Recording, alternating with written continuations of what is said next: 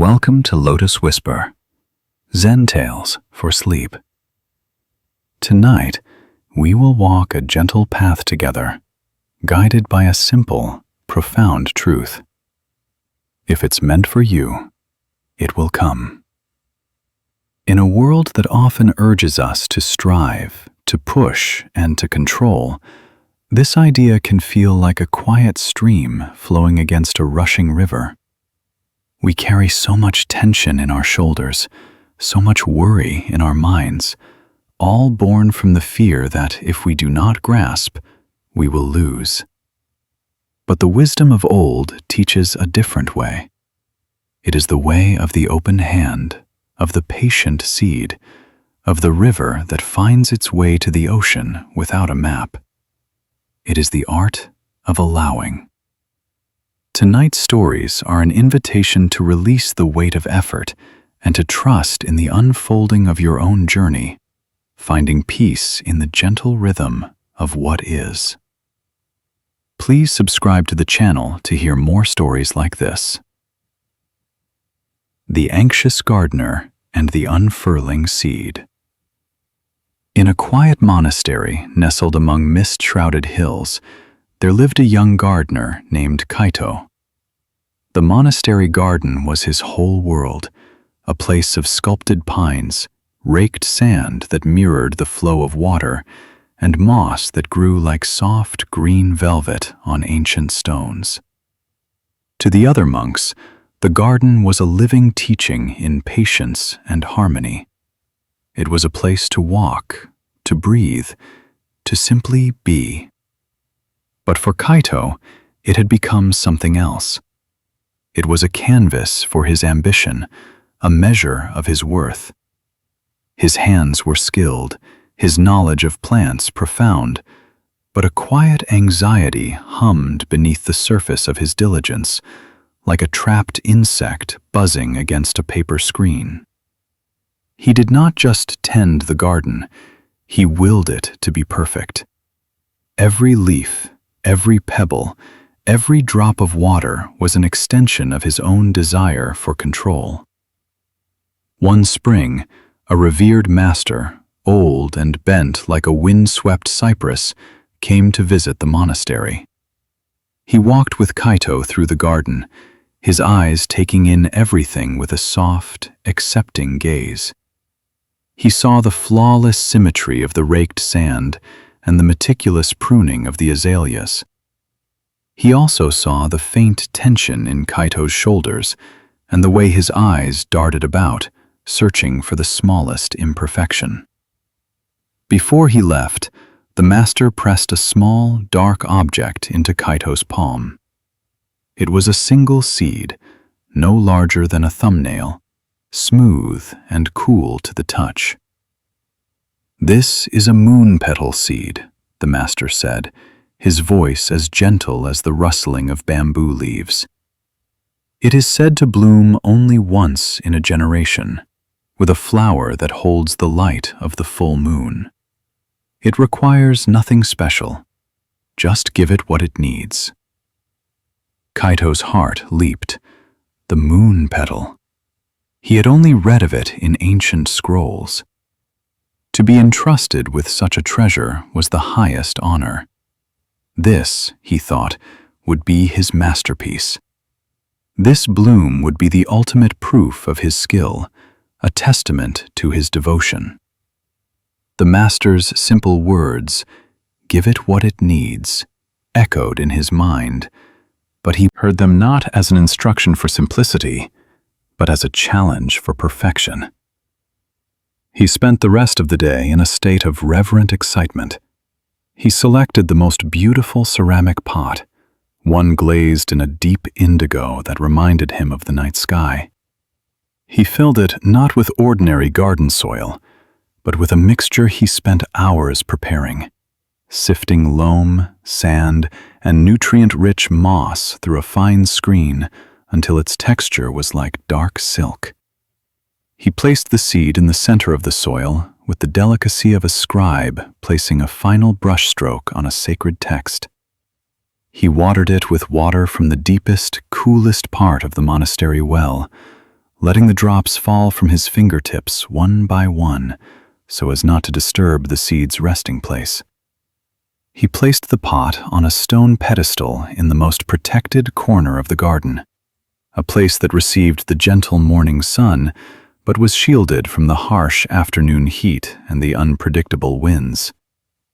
For the first few days, Kaito's care was a form of meditation. He would sit near the pot, his breathing slow and steady, simply holding the space for this new life to emerge. He felt a sense of profound connection to the seed, a quiet hope that was both pure and beautiful. But as the days turned into a week and the surface of the soil remained unbroken, the hum of his anxiety returned, louder this time. The question began to haunt him. Was he doing enough? The master's words replayed in his mind, but now they sounded like a riddle. What did it need? Perhaps the soil was too dense. Perhaps it needed more water, or less. The stillness he had first felt was replaced by a restless, churning worry. He began to check the pot a dozen times a day. He would touch the soil, his finger probing for the right level of moisture. He would lift the pot, feeling its weight, trying to intuit the seed's condition. The garden, his former sanctuary, became a place of torment. The other plants, once his beloved charges, now seemed to mock him with their effortless growth. The camellias bloomed without his worry. The maples unfurled their delicate leaves without his constant vigilance. But the moon petal seed held its secret locked away in the darkness of the soil, and its silence was a judgment on his skill. His obsession grew. He began to move the pot throughout the day, chasing a perfect, imagined balance of light and shadow.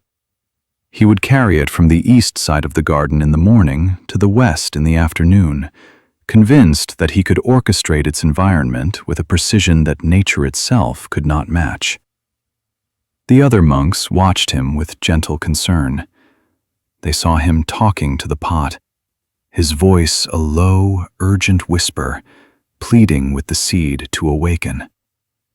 "Just a small sign," he would murmur, his brow furrowed with strain. "Show me you are there." He stopped sleeping well. He would lie on his mat at night, his mind racing, picturing the seed in the earth. Was it safe? Was a worm tunneling toward it? Was a hidden fungus spreading through the soil? He would rise in the middle of the night, lighting a small lamp, and go out to the garden just to assure himself that the pot was still there, undisturbed. He built a small bamboo screen around it, a miniature fence to protect it from threats that existed only in his mind. The head monk of the monastery, a wise old man named Jikai, had been observing Kaito's spiraling anxiety. Jikai's presence was like that of the ancient mountain that overlooked the monastery, silent, steady, and vast. He saw that Kaito's face had grown thin and pale. He saw that the rest of the garden was beginning to show signs of neglect. A few weeds were sprouting in the sand garden, and the moss was growing a little too dry in one corner. Kaito's world had shrunk to the size of a single indigo pot. One afternoon, Jikai found Kaito staring at the pot with such intensity that he did not notice the old monk's approach. Kaito was holding a thin, pointed bamboo stick, and he was lightly prodding the surface of the soil. "What are you doing, Kaito?" Jikai asked, his voice calm and even. Kaito jumped, startled. He quickly hid the stick behind his back. "Nothing, master. Just loosening the soil to help it breathe." Jikai looked at Kaito, his eyes filled not with accusation, but with a deep, compassionate sadness. "The soil breathes on its own," he said softly. "The seed breathes on its own. Does your worry help them?" Kaito's shoulders slumped. He felt a flush of shame, but the anxiety was stronger. "I fear I am failing it," he confessed, his voice barely a whisper. "The Master entrusted it to me. If it does not grow, it is my fault." "The fault," Jikai said, "is not in the seed or the soil. It is in the hand that wishes to force the bud to open." He placed a gentle hand on Kaito's shoulder. "Go and tend to the rest of the garden. The moss is thirsty. The pines need their old needles cleared. Let the seed be." For a day, Kaito tried to follow Jikai's advice. He swept the paths, watered the moss, and tended to the other plants. For brief moments, the familiar rhythm of the work soothed him. The simple, honest tasks quieted his mind. But his gaze kept returning to the indigo pot in the corner, to the silent, unbroken earth. The seed was a magnet for his fears, and by evening, he was once again standing before it, his mind caught in the same relentless loop of what if. His anxiety had now curdled into a kind of desperate logic. He thought, perhaps the seed's shell is too hard. In nature, a seed is tumbled by streams, weathered by frost, gnawed by animals. These hardships weaken the shell, allowing the life within to break free. His own perfect, protected environment had given the seed no challenge. It was up to him, he decided, to provide that final, gentle push. He had to help it. This thought, born of love and fear, was the most dangerous of all. It was the final illusion of control, the belief that his intervention was not only helpful, but necessary. Under the pale light of a rising moon, he knelt before the pot. His hands were trembling. He told himself he was being careful, that he was merely assisting nature. He gently brushed away the top layer of soil with his fingertips, his touch as light as he could make it. He felt for the seed, and there it was, firm and smooth. He carefully worked it out of the soil and held it in his palm. It felt so full of potential, a tiny, sleeping promise. He took a deep breath. Using the nail of his thumb, he decided to apply just a tiny amount of pressure to the seam that ran along its side. He would just create a small fissure, a starting point for the sprout to emerge. He pressed, gently at first. Nothing happened. The shell was harder than he imagined. A wave of frustration and panic washed over him. He pressed a little harder, his focus narrowing to the single point of contact between his nail and the seed. And then he heard it. A sound so faint it was almost imperceptible, yet it echoed in the silent garden like a scream. A tiny, dry crack. He froze. A cold dread washed over him, extinguishing the fire of his anxiety in an instant. He slowly opened his hand. The seed lay in his palm, split in two. Inside, there was no tender green sprout ready to burst forth. There was only a pale, undeveloped kernel, now exposed and ruined. He had not helped it. He had killed it. All the tension, all the striving, all the frantic energy that had consumed him for weeks, drained out of him at once. He sank to the ground, the two halves of the broken seed in his open hand. There was nothing left to do, nothing to fix, nothing to control, nothing to worry about. There was only the vast, silent night, the cool air on his skin, and the profound, empty ache of his failure. He didn't move for a long time. He just sat there, breathing. For the first time in a long time, his breath was deep and slow. The frantic buzzing in his mind had stopped. There was only stillness. After a long while, he heard the soft crunch of sandals on the gravel path. Jikai sat down beside him, not speaking. He simply sat, sharing the silence. He looked at the broken seed in Kaito's hand, then at Kaito's face, which was streaked with tears he hadn't even realized he was crying. "You gave it so much," Jikai said finally, his voice a low murmur. "You gave it the finest soil, the purest water, the perfect light. You gave it all of your attention, all of your heart." Kaito could not speak. He just nodded, a fresh wave of grief washing over him. "But you did not give it the one thing it needed most," Jikai continued, his gaze soft. "You did not give it your trust. You did not give it the space and the time to become what it was meant to be.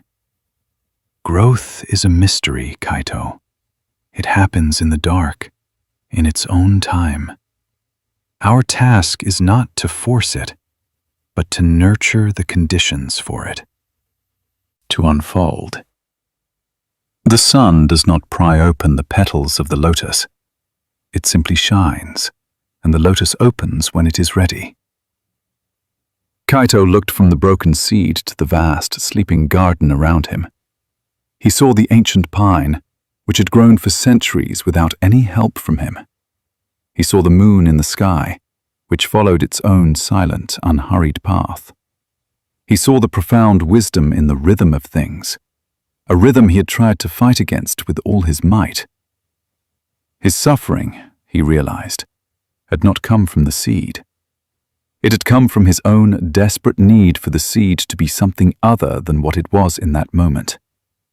It came from his belief that his effort alone could command the seasons and hurry the dawn. He closed his hand over the broken pieces of the seed, a gesture of acceptance. The sharp edges of his failure were softening into a quiet, humbling lesson.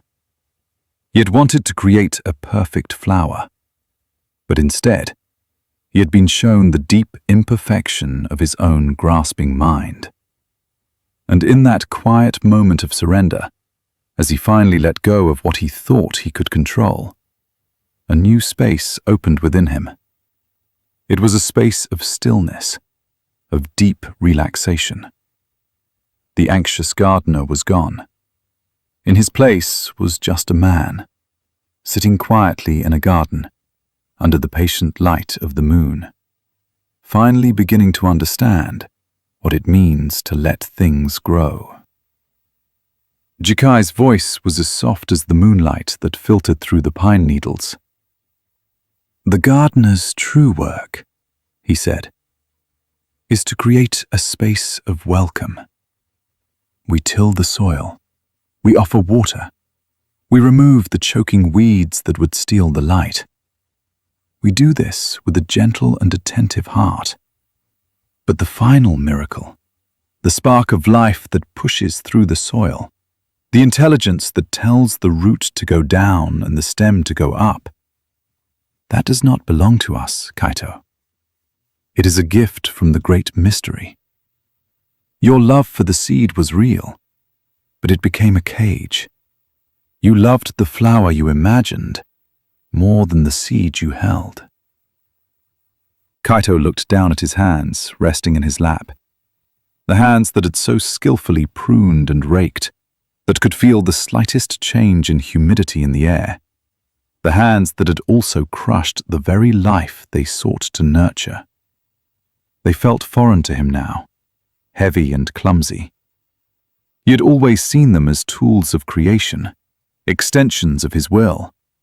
But tonight, he saw they had become instruments of his own fear, grasping for a future that could never be guaranteed, and in doing so, destroying the present. The profound stillness that had settled over him was not empty. It was filled with this quiet, painful, and liberating truth. He opened his hand again and looked at the two small, pale fragments. They were no longer a symbol of his failure, but of his lesson. He stood up, his movements slow and deliberate, free from the frantic energy that had driven him for so long. He walked to the base of the old maple tree at the edge of the garden, its leaves whispering in the night. Breeze. A sound that seemed to be speaking the language of patience itself. He knelt on the cool, damp earth, and, with his bare fingers, he dug a small hollow in the soil. The dirt was rich and dark, smelling of rain and thyme, full of the quiet, unseen life of the garden he had temporarily forgotten. He took the two broken pieces of the moon petal seed and placed them gently in the hollow. He did not say a prayer for them to grow, for he knew that their journey in that form was over. Instead, a silent feeling of gratitude arose in him. Gratitude for the teaching, however harsh. He covered them over, patting the earth softly with his palm. It was not a burial of shame, but an offering. He was returning the seed to the source of all life, releasing his claim on it, releasing his story of it, releasing his desperate need for it to validate him. He was letting it go, truly and completely. Jikai had followed him and stood watching, his silhouette a calm presence against the starlit sky. "Sometimes," the old monk said, his voice blending with the night sounds, "the most fertile ground is the one that has been broken. Your heart, Kaito, has been broken open tonight. Do not be so quick to mend it. Let it stay open. Now something new has a place to grow within you." Kaito bowed his head, not in deference, but in simple, unadorned acceptance. He felt the truth of Jikai's words resonate deep within him. The pain of his failure was the crack in his own hard shell, and through that crack, a new light was beginning to shine. He walked back to his small room at the edge of the monastery. The moonlight cast a silver rectangle on the wooden floor. He slid open the paper screen and looked out one last time at the garden. It was the same garden, but he saw it with new eyes. He was no longer its anxious warden, but simply a small part of its vast, breathing life. The anxiety had been a wall between him and the world, and now that wall was gone. He lay down on his sleeping mat. The frantic, looping thoughts in his head were gone, replaced by a vast, quiet space. He could hear the distant call of an owl and the rhythmic, peaceful chirping of crickets in the grass. They were sounds he had not truly heard for weeks. He had been listening only for the sound of a seed that would not sprout. Now, with nothing left to listen for, he could hear everything. His body felt heavy and tired, but it was a good weariness, the feeling of a great weight finally being set down. He closed his eyes, and the darkness that came was not the darkness of the soil that had hidden his failure, but a soft, welcoming darkness, a quiet invitation to rest.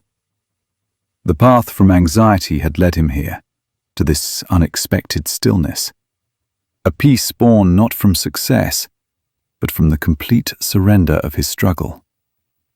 He was finally giving the world, and himself, what was needed most: the simple, trusting grace of letting be. Part 2. The Weaver's Knot and the Illusion of Control. In a village known for its exquisite textiles, there lived a master weaver named Ren. His hands, though old and wrinkled, moved with the grace of water flowing over stones. He could weave scenes of such profound beauty and truth that people said he did not merely work with thread, but with light and silence itself. His workshop was a sanctuary of calm, filled with the gentle, rhythmic clatter of the loom and the earthy scent of raw silk and natural dyes made from indigo, persimmon, and marigold. Sunlight, filtered through paper screens, fell in soft shafts across the room, illuminating the quiet dance of dust motes in the air. Ren had one apprentice, a young man named Kenji. Kenji was gifted, his fingers nimble and his eye for color sharp. He learned quickly and possessed a fierce ambition to one day surpass his master. But where Ren was patient and yielding, Kenji was driven and forceful. He saw weaving as a series of problems to be solved, a craft to be conquered through intellect and effort. He believed that with enough skill and enough force, any thread could be bent to his will, any pattern could be mastered. Ren saw the boy's talent, but he also saw the tension in his shoulders, the same kind of tension that can cause a thread to snap under pressure. For many months, Ren had been working on his masterpiece, a large tapestry depicting the life of a single ancient cherry tree through the 4 seasons. It was a work of breathtaking complexity and subtlety. The bare, snow-dusted branches of winter flowed seamlessly into the delicate pink blossoms of spring, which in turn gave way to the deep, verdant leaves of summer, and finally, the fiery crimson and gold of autumn. It was almost complete. All that remained was to finish the simple, dark border that framed the image. One morning, Ren called Kenji to the loom. He pointed to a section of the border's warp threads, the vertical foundation of the tapestry. There, in the deep indigo threads, was a knot. It was not a simple tangle from a careless mistake. It was a deliberate and intricate creation, a dense cluster of loops and twists pulled so tightly that it looked like a small, hard stone embedded in the fabric of the loom. It was complex, chaotic, and seemingly impenetrable.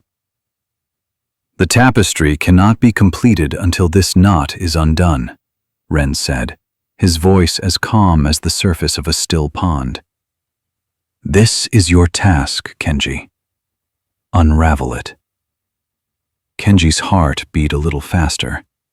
This was it, a test, the final challenge before the master would deem him worthy. He looked at the knot with the eyes of a strategist. It was a puzzle, and he was confident he could solve it. He bowed respectfully to his master, his mind already at work, mapping the pathways of the threads. For the first day, Kenji approached the knot with pure intellect. He sat on a low stool before the loom, his face inches from the tangled threads. He did not touch it. He simply observed, trying to trace each thread's path through the chaotic mass. He sketched diagrams on a piece of parchment, drawing arrows and loops, convinced that he could create a map that would lead him to the solution. He saw the knot as an opponent, a fortress whose defenses he had to analyze before attacking. The rhythmic clack of Ren's smaller loom in the corner of the room was a steady counterpoint to the frantic, silent work of Kenji's mind. By evening, his eyes ached from the strain, and his diagrams had become a confusing mess of ink, as tangled as the knot itself. The knot had yielded none of its secrets. On the second day, frustration began to creep in. Logic had failed him, so he turned to action. He began to probe the knot with his fingers, trying to loosen a thread here, to create a small opening there. The silk threads, though strong, were delicate. He had to be careful not to fray them. But the knot was unyielding. Every gentle pull he made seemed to be countered somewhere deep inside the tangle, making it even tighter. He felt as if he were wrestling with a living thing, a stubborn creature that resisted his every move. By the third day, his patience was gone. It was replaced by a raw, determined force. He abandoned the careful probing of his fingertips and brought tools to his fight. He used a thin, polished bamboo needle to try to pry the loops apart. He used a smooth, heavy river stone to hold one section of threads taut while he worked on another. His movements became sharp and aggressive. He pulled and tugged, his breath held tight in his chest. The soft sounds of the workshop were now punctuated by his small grunts of effort and his sharp sighs of exasperation. Ren continued his own work, seemingly oblivious to Kenji's struggle, though a quiet sadness could be seen in the old master's eyes. He knew this was a lesson that could not be taught with words. It had to be felt in the hands, in the heart, in the exhausted spirit. The knot did not yield. It became a symbol of his own limitation, a silent mockery of his ambition. The beautiful tapestry surrounding it, the product of months of patient, harmonious work, now seemed to taunt him. He could see the serene beauty of the cherry tree, and it felt a world away from the violent, tangled struggle that consumed him. His fingers were raw and sore.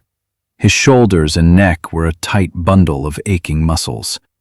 His mind, once sharp and clear, was now clouded with anger and a growing sense of despair.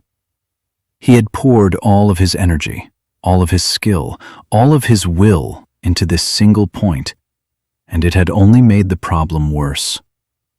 The knot was now harder and more compact than when he had started. After a week of this fruitless battle, Kenji gave up. He slumped onto the stool, defeated. He could not even look at the loom anymore. He felt a profound sense of failure, a shame that was as tight and suffocating as the knot itself. He had failed the test. He was not worthy. He spent the next day in a state of quiet misery, sweeping the floors and cleaning the dye pots, his movements slow and heavy. He avoided looking at Ren, certain he would see disappointment in his master's face. That evening, as the setting sun cast long shadows across the workshop, Ren came and sat beside him. He did not speak of the knot, or of Kenji's failure. He simply poured 2 cups of tea, the steam rising in the quiet air. "Tell me, Kenji," Ren said after a long silence. "When you look at the river, do you see it fighting the stones in its path? Or do you see it flowing around them?" Kenji did not answer. He just stared into his cup. "You have been fighting the knot," Ren continued softly. "You have made it your enemy. You have poured all of your strength into the fight. But the knot is not the problem. The problem is the fight itself. The thread does not wish to be tangled. Its nature is to be straight and free. You are not fighting the thread, Kenji. You are fighting its condition, and you cannot win that way." Ren stood up and walked to the loom. He gestured for Kenji to join him. "Stop trying to untie the knot," he said. "That is the task you set for yourself. The task I gave you was simply to unravel it.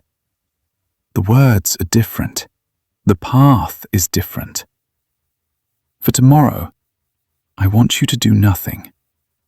Do not touch the knot. Do not think about it. Simply sit here before the loom and breathe. Watch the light change in the room. Listen to the sounds of the village. Be with the tapestry. Be with the threads. But do not fight." Kenji was confused, but he had no will left to argue. His own way had led him to a dead end. The next morning, he did as he was told. He sat on the stool before the loom, his hands resting in his lap. At first, his mind was restless. He felt the urge to reach out, to try one more time. The knot seemed to be calling to him, challenging him. But he resisted. He closed his eyes and focused on his breath, just as he had been taught in morning meditation. In and out. He felt the tension in his shoulders and consciously let it go. He felt the tightness in his jaw and allowed it to soften. He sat like that for hours. He did not try to solve anything. He simply was. He opened his eyes and looked at the tapestry, not as a project, but as a thing of beauty. He let his gaze wander over the soft pinks of the spring blossoms, the deep greens of the summer leaves.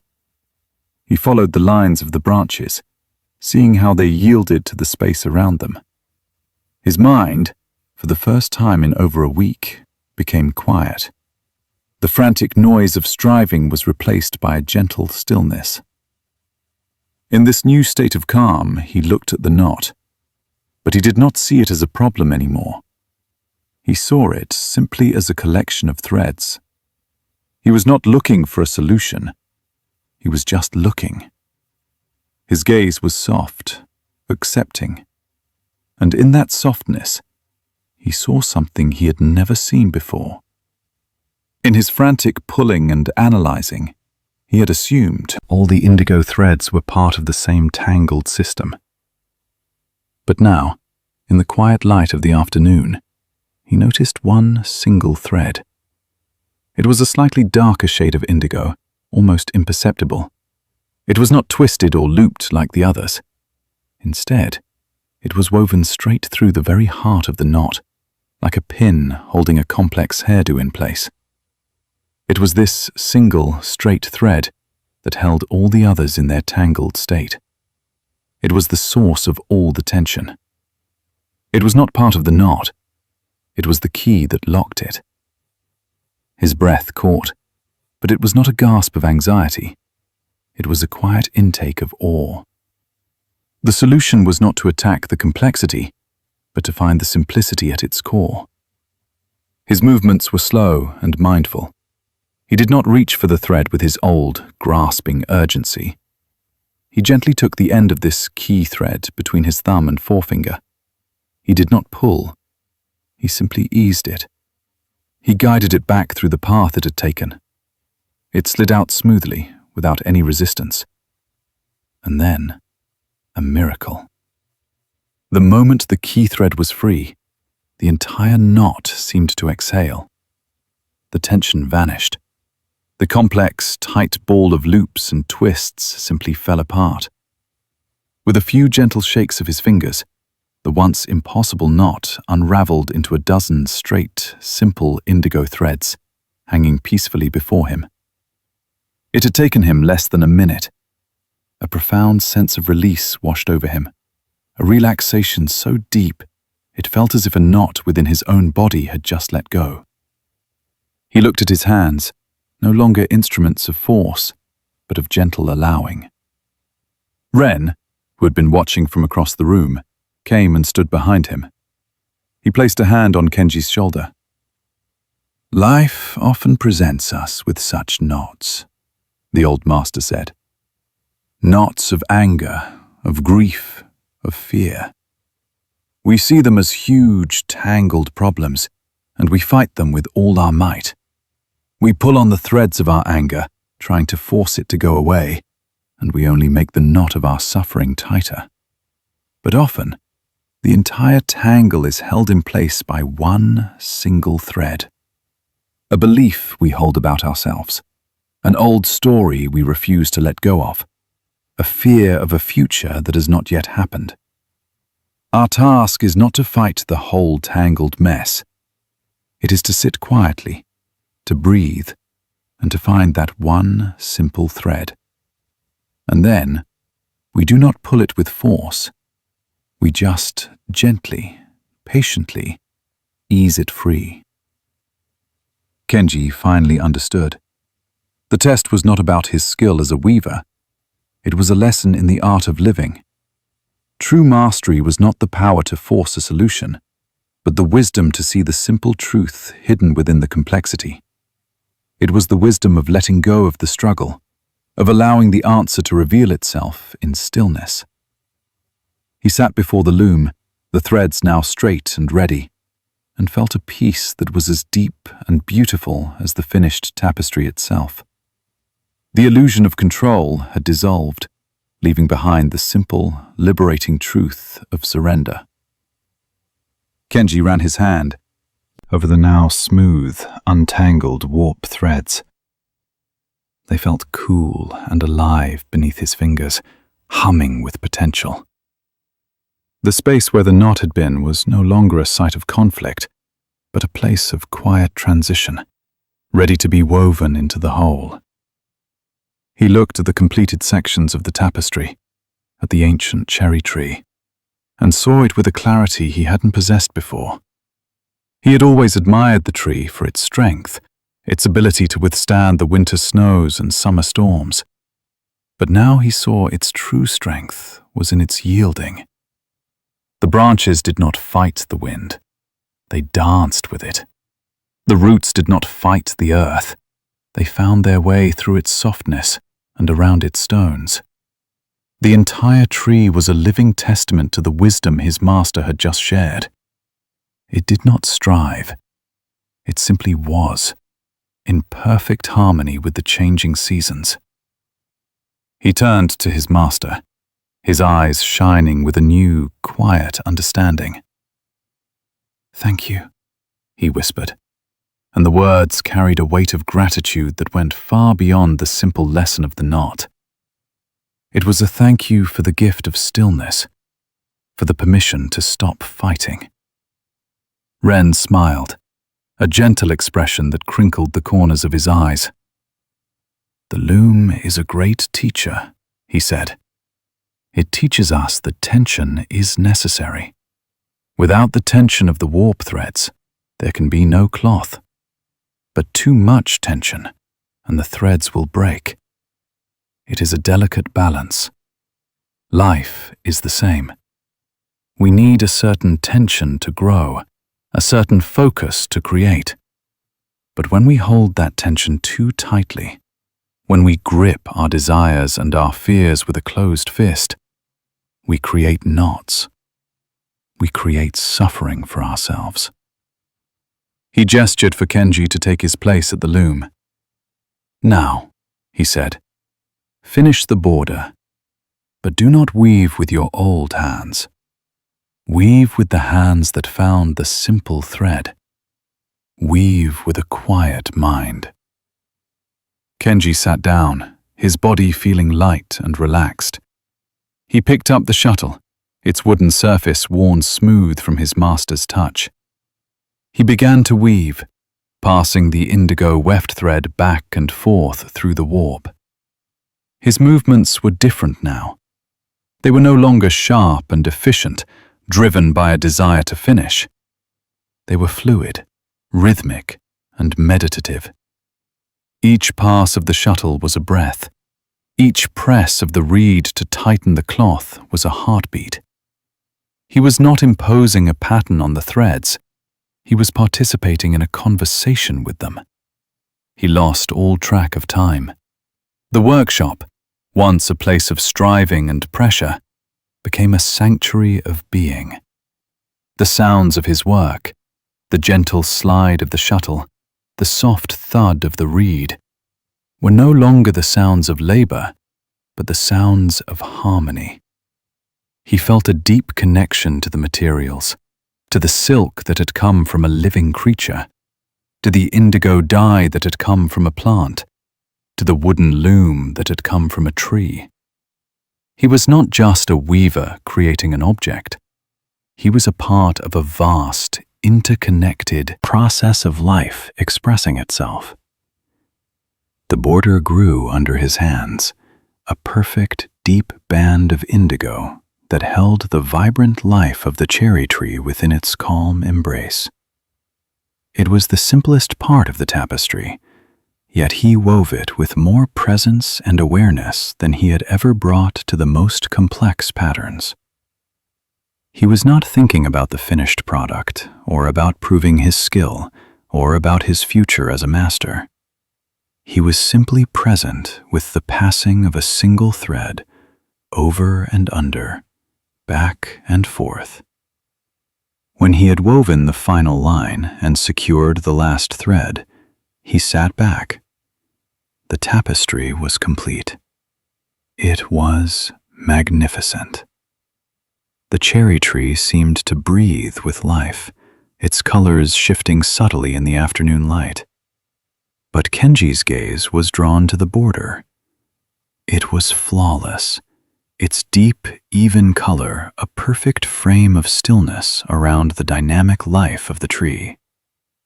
He knew, with a certainty that settled deep in his bones, that he could never have woven that border with his old mind. The knot had not been an obstacle to his work.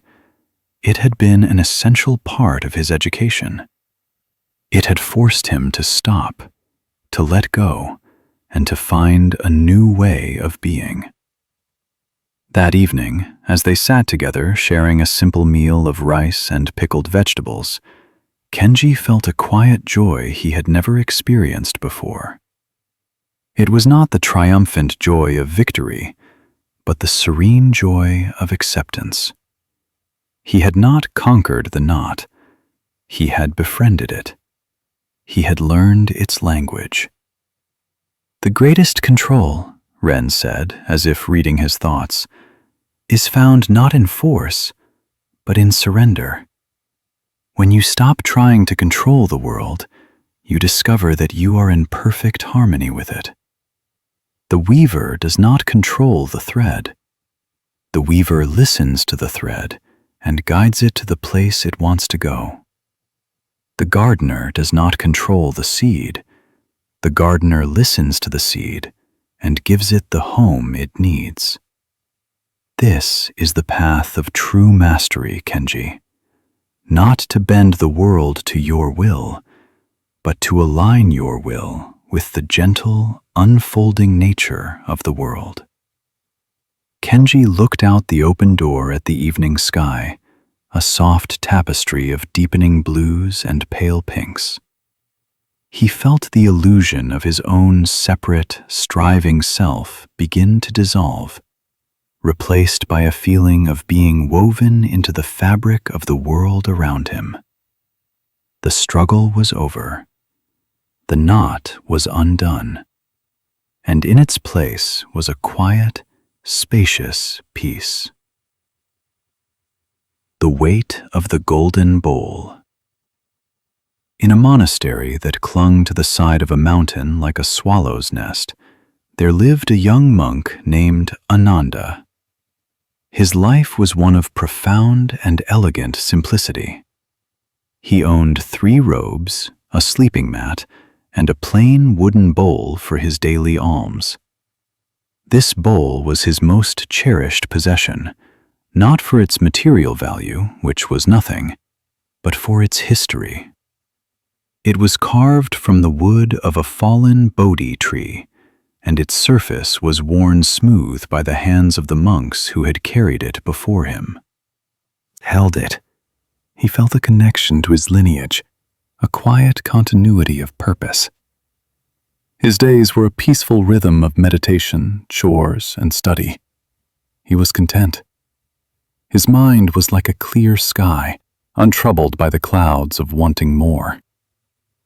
One day, a wealthy merchant, whose life had been saved by the monastery's abbot years ago, came on a pilgrimage to offer his gratitude. He brought with him a gift for the community, an object of such exquisite beauty that it silenced all who saw it. It was a bowl, crafted from pure, polished gold. It was not ornate or gaudy. Its beauty was in its perfect form and the soft, deep luster of the metal. It seemed to hold the light of the sun within it.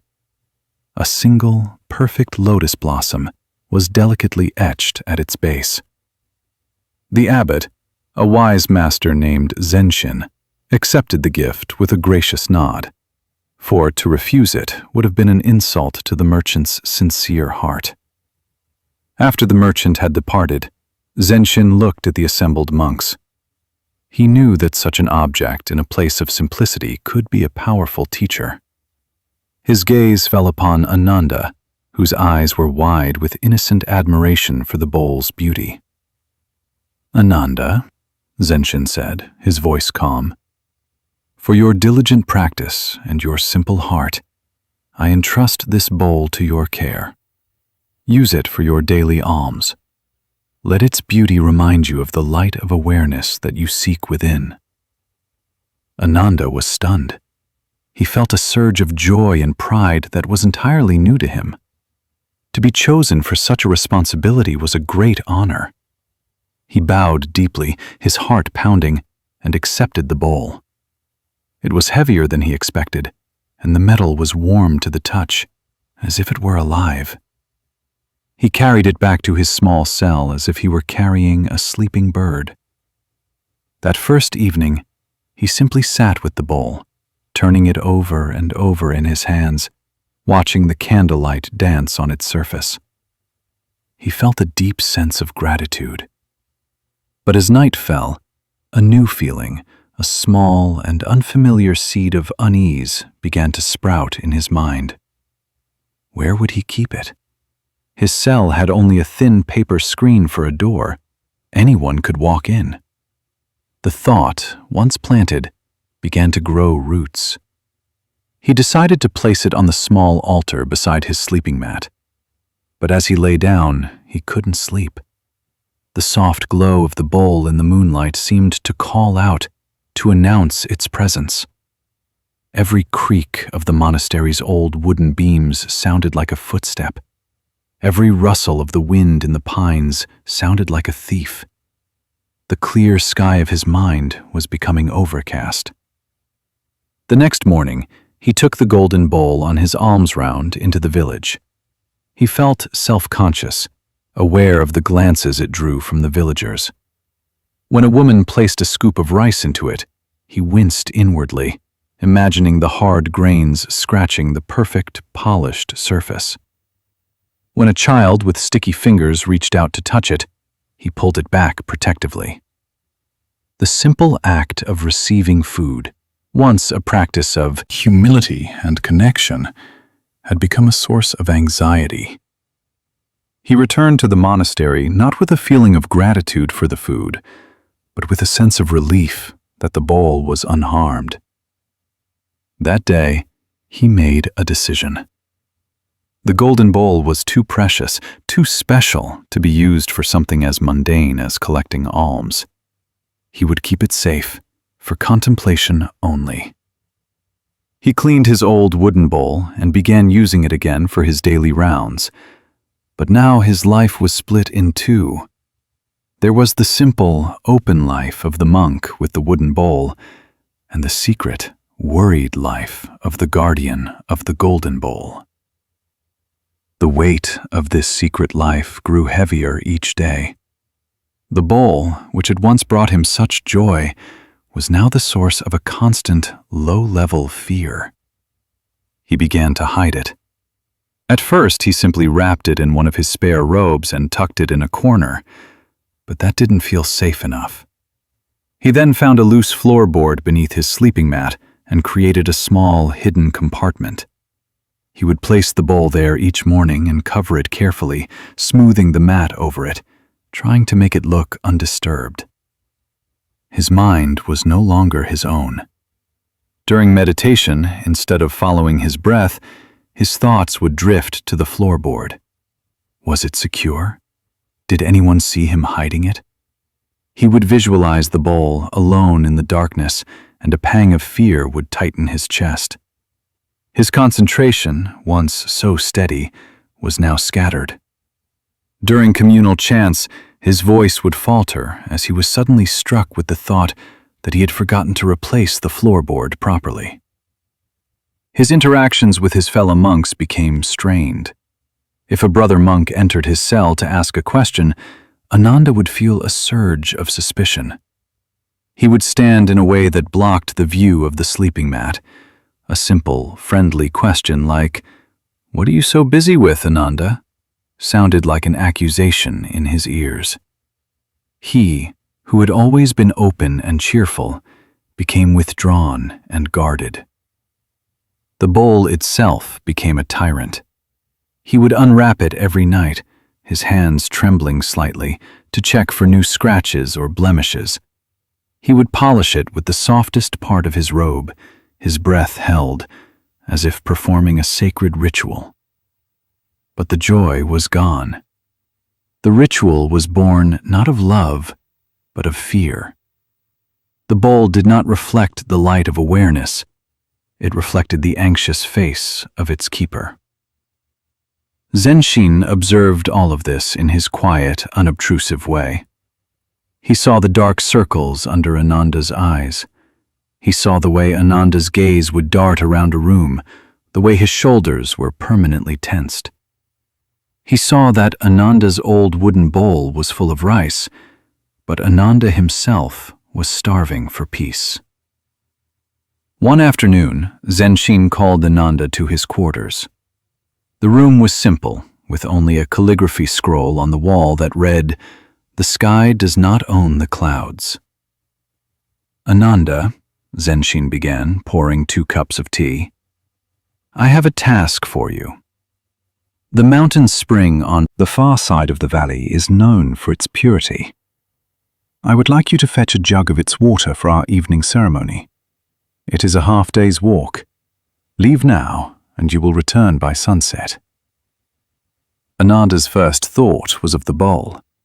To leave it unattended for a whole day. The thought filled him with a cold dread. "Master," he stammered, "could not another monk go? My duty's here." Zenshin's gaze was gentle but firm. "This is your task, Ananda. The walk will clear your mind." Ananda had no choice but to obey. He returned to his cell, his heart racing. He took out the golden bowl, wrapped it in 3 layers of cloth, and placed it deep within the hidden compartment.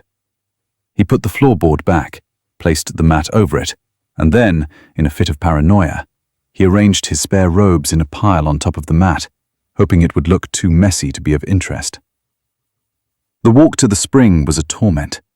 The path was beautiful, winding through ancient cedar forests and across meadows filled with wildflowers. But Ananda saw none of it. His mind was back in his cell. Every snap of a twig in the forest was a thief breaking into his room. He imagined all sorts of scenarios: a fire, an earthquake, a curious monk discovering his secret. He walked quickly, his body tense, his breath shallow. He was not walking. He was fleeing an imaginary disaster. He reached the spring, filled the heavy clay jug, and immediately turned back, foregoing the rest he needed. The journey home was even worse. He began to run, the heavy jug sloshing and weighing him down. He stumbled on a root, catching himself just before he fell, a sharp pain shooting up his ankle. He barely noticed. His only thought was to get back to the bowl. He arrived at the monastery just as the sun was touching the horizon, his robes soaked with sweat, his face pale with exhaustion and fear. He limped directly to his cell, not even stopping to deliver the water to the master. He threw the pile of robes aside, pulled back the mat, and pried open the floorboard. There, nestled in the cloths, was the golden bowl. It was safe. It was untouched. A wave of relief so profound washed over him that his legs gave out and he sank to the floor, panting. He unwrapped the bowl and held it in his trembling hands, stroking its smooth surface. He had protected it. It was still his. At that moment, the paper screen to his cell slid open. Zenshin stood there, his expression unreadable. He looked at the disheveled room, at the open floorboard, and at the monk on the floor, clinging to the golden bowl as if it were a life raft. Ananda flushed with shame. He tried to hide the bowl, but it was too late. There were no more secrets. Zenshin entered and sat down opposite him. He did not speak for a long time. He simply looked at Ananda with an expression of deep compassion. "Tell me, Ananda," he finally said, his voice soft. "Which is heavier?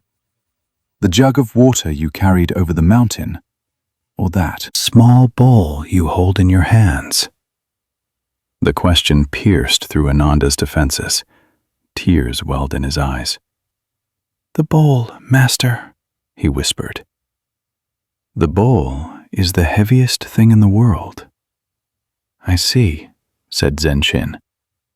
"You have been its keeper, its guardian, its prisoner. But have you been its owner? To own something is to have it, but to be owned by something is to lose yourself. The bowl did not ask for your worry. It did not ask for your sleepless nights. It did not ask you to hide it from the world. It is simply gold, a piece of the earth. You are the one who has made it into a burden. You have wrapped it not in cloth, but in your own fear." He paused, letting the words settle in the quiet room. "True ownership, Ananda, is not found in possession. It is found in freedom. Can you enjoy the beauty of the moon without needing to hold it in your hands? Can you appreciate the scent of the pine forest without needing to build a fence around it? The bowl was a gift, but the greatest gift it can offer you is the lesson of letting it go." Ananda looked down at the bowl. For the first time, he saw it clearly. He saw not a treasure to be protected, but a beautiful, heavy cage he had built for himself. The gold was not warm, it was cold. It did not hold the light, it blocked it. All the joy, all the peace, all the simple contentment of his life had been sacrificed at its altar. A profound shift happened within him. The knot of fear and possession that had been tightening in his stomach for months finally began to loosen. He took a deep breath, the first truly deep breath he had taken all day, and it felt like cool water washing through him. He stood up, holding the bowl. He bowed to Zenshin, a bow of deep and heartfelt gratitude. Then he walked out of his cell, across the monastery courtyard, and out the main gate. He did not go to the river to throw it away, nor to the forest to bury it. He walked down the mountain path to the village. He went to the small, humble house of a family with many children, a family he knew often struggled to find enough to eat. He knocked on their door. The mother answered, her face weary. Ananda smiled, a genuine, open smile she had not seen on his face for a long time. He held out the golden bowl. "This is for you," he said simply. "It is a gift. It will provide for your family for a long time." The woman stared, speechless, her eyes wide with disbelief. She took the bowl, her hands shaking. Ananda bowed once more and turned to leave. He did not look back. As he walked back up the mountain path in the gathering twilight, he felt a lightness he had not felt since the day the merchant had arrived. He felt as if he could float. The weight in his shoulders was gone. The cold stone of anxiety in his stomach had dissolved. He was empty-handed, and he had never felt so rich. He returned to his cell and sat down on his mat. The room felt larger, more peaceful. He picked up his old wooden bowl. It felt light and warm in his hands, familiar and true. He ran his thumb over its worn, smooth surface. This bowl asked for nothing. It was simply a bowl, ready to receive, ready to be of service. Just like him. He closed his eyes, and for the first time in a long time, the sky of his mind was clear, vast, and full of stars. The weight was gone, and in its place was a stillness so deep and restful. He knew he would finally sleep in peace. That night, Ananda's sleep was dreamless and profound. He awoke before the morning bell, feeling a sense of renewal, as if he had sloughed off a heavy, ill-fitting skin. The early morning light filtering into his cell seemed brighter, the air fresher. He went about his morning chores with a rediscovered sense of presence. When he swept the temple courtyard, he was aware of the crisp sound of the bamboo broom on the flagstones, the cool morning air on his face, the sight of the mist curling around the ancient pines. His mind was not in a hidden compartment under the floor. It was right there, with the broom, the stones, and the mist. During the morning alms round, he carried his wooden bowl with a quiet joy. He met the eyes of the villagers, and his smile was open and unburdened. The simple act of receiving rice was once again a moment of connection, a humble acceptance of generosity. He felt a part of the flow of life in the village, not an anxious observer hiding a secret. The food he received felt like a true offering, nourishing not just his body, but his spirit. Later that day, as he was tending the monastery's small vegetable garden, Zenshin came and worked beside him, pulling weeds from around the young daikon radishes. They worked in comfortable silence for a while, the only sounds the soft tearing of roots from the earth and the buzzing of bees among the cucumber blossoms. "The family in the village was very grateful," Zenshin said, without looking up from his work. "The bowl will change their lives. It will mean education for their children, medicine for the grandmother, a new roof before the rainy season." Ananda paused, his hands deep in the cool soil. He had been so consumed by his own suffering, his own attachment to the bowl, that he had never once considered its potential to alleviate the suffering of others. He had seen it only as an object to possess, a source of personal status or personal anxiety. He had never seen it for what it truly was, a vessel of possibility, a tool for compassion. "I was blind, Master," Ananda said, his voice quiet. "I saw only the gold. I did not see the good it could do. I was trying to protect a treasure, but the real treasure was in the giving, not the keeping." "The world is full of golden bowls," Zenshin replied, finally looking at Ananda, his eyes kind. "Some are made of metal.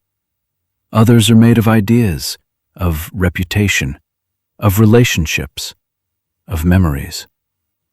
We cling to them. We hide them. We polish them. We fear their loss. And all the while, this clinging prevents us from living freely. It is the nature of the mind to grasp. The practice is to notice the grasping, to feel the weight of it, and to gently, with compassion for yourself, open the hand." Zenshin gestured to the garden around them. "Look, this garden gives us food freely. The sun gives its light freely. The rain gives its water freely. They do not ask to be praised or protected. They simply give. And in giving, they are part of a ceaseless, abundant flow. Your attachment to the bowl removed you from that flow. You built a dam of fear around yourself. By giving it away, you broke the dam. Now, you can flow again." Ananda looked at his own hands, covered in rich, dark earth. They were the same hands that had clung so desperately to the cold, hard metal of the bowl. Now they were tending to new life, participating in the simple, honest cycle of growth and nourishment. He felt a sense of peace that was far more valuable than any amount of gold. It was a peace that came not from having, but from being. Not from protecting, but from participating. He bowed his head to his master. "Thank you for the lesson of the heavy bowl." Zenshin smiled. "It was not I who taught you, Ananda. It was the bowl. A great teacher can appear in any form. a knot in a thread, a seed that will not sprout, or a beautiful, empty bowl. The only requirement is a student who is ready to learn. As he continued his work in the garden, Ananda understood. The golden bowl had not been a curse. It had been a profound blessing. It had led him into the heart of his own attachment, shown him the prison he was building for himself, and ultimately pointed him toward the path of liberation. The memory of the bowl no longer brought a pang of fear or loss, but a quiet sense of gratitude. He had held the sun in his hands, and he had found the freedom to let it go, only to discover that its light was everywhere. Part 4. The Silent Watcher of the Mountain Stream. The journey from anxiety to stillness often begins not with a great effort, but with a profound and simple act of observation. High in the northern mountains, where the peaks were often wreathed in clouds and the silence was broken only by the cry of a hawk or the whisper of the wind through ancient pines, stood a small hermitage. It was a place of deep practice, led by a master known for his unconventional teaching methods. His name was Ryokan, and his wisdom was as deep and clear as the mountain lakes. A young monk named Haru came to study with him. Haru was earnest and dedicated, but his mind was a whirlwind of restless energy. He had come to the mountains seeking peace, but he had brought his inner turmoil with him. During meditation, he could not sit still.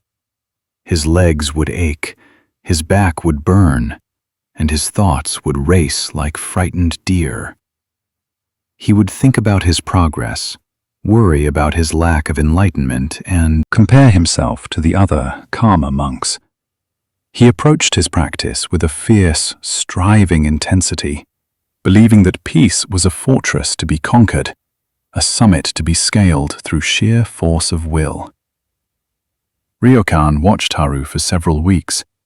He saw the young monk's sincerity, but he also saw the deep furrow of frustration that was permanently etched between his brows. He saw that Haru's efforts were only making him more agitated, like a man caught in quicksand who thrashes about, only to sink deeper. One morning, after the dawn chanting, Ryokan called Haru to him. "Your practice is strong, Haru," he said, his voice gentle. "But it is like a boat with a powerful sail and no rudder. It is driven by a great wind, but it goes nowhere. I have a new task for you." Haru's heart lifted. He imagined he would be given a special koan to solve, or a secret breathing technique that would finally tame his restless mind. He bowed, his eyes bright with anticipation. Ryokan led him out of the hermitage and up a narrow, winding path that climbed higher into the mountains. The air grew thinner and cooler. After an hour of walking, they came to a place where the path opened onto a small, mossy clearing. Through the center of the clearing ran a mountain stream. It was not a rushing, violent torrent, but a steady, clear flow of water, gurgling and whispering as it made its way over smooth grey stones and around the gnarled roots of cedar trees. The water was so clear you could see every pebble on the streambed, and the sunlight filtering through the canopy above dappled its surface with shifting patterns of light. Ryokan pointed to a large, flat rock at the edge of the stream. "This will be your meditation hall," he said. "Your task is this. You are to sit on this rock from sunrise to sunset every day. You are to do nothing but watch the stream.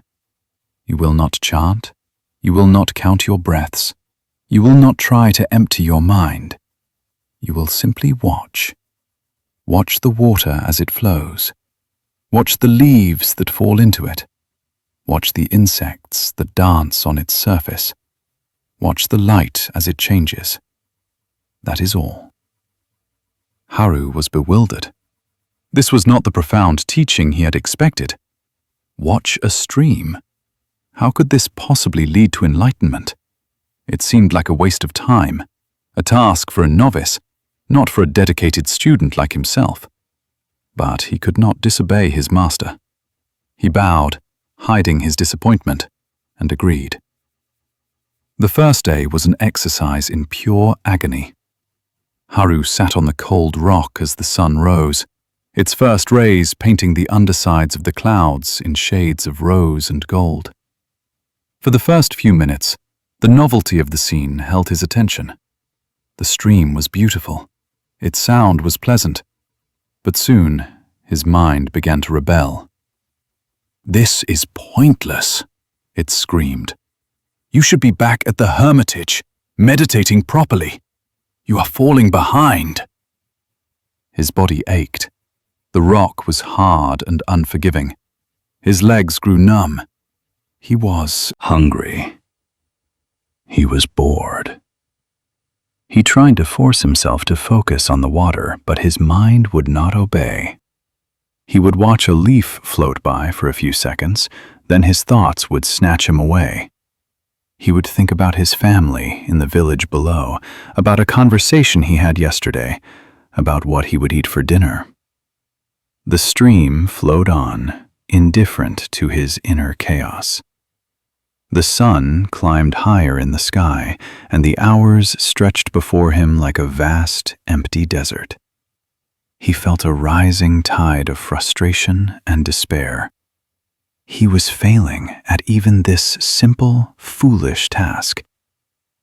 For the first week, every day was the same battle.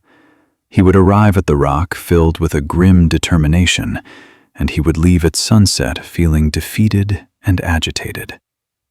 The stream, which he had initially seen as beautiful, now seemed to mock him with its ceaseless, effortless movement.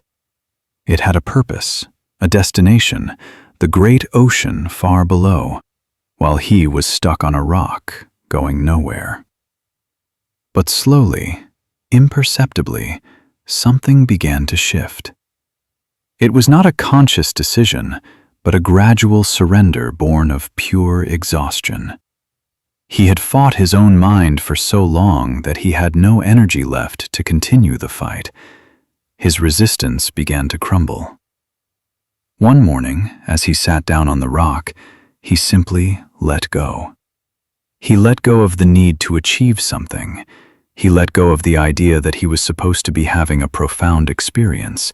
He let go of his judgment of the task, of his master, of himself. He just sat. And he watched. And for the first time, he truly saw the stream. He saw not just a body of water moving from one place to another, but a universe of infinite, subtle change.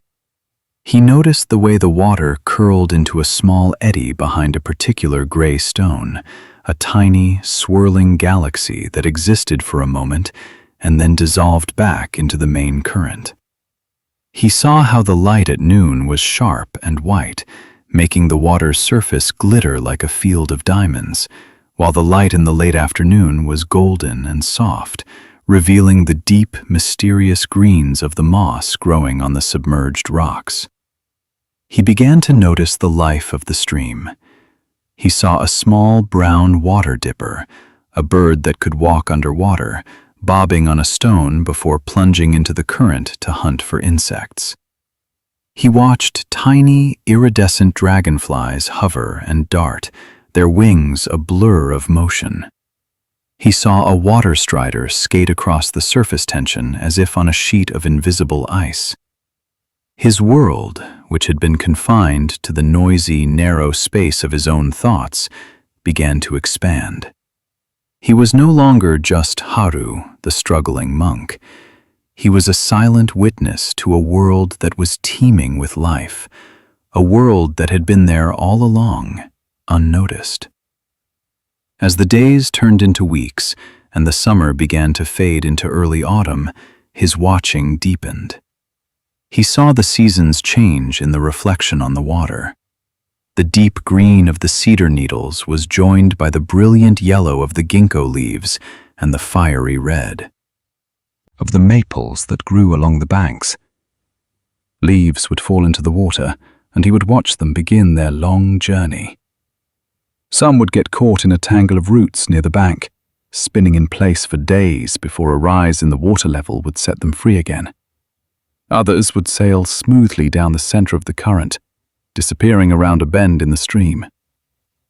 He began to see the stream as a great teacher. It taught him about impermanence. Every moment was new. The pattern of light on the water would never be repeated in exactly the same way. The configuration of bubbles and foam was constantly changing. The stream was never the same stream twice, and yet it was always the stream. It was a perfect expression of change and continuity all at once. It also taught him about patience and acceptance. The stream did not fight the obstacles in its path.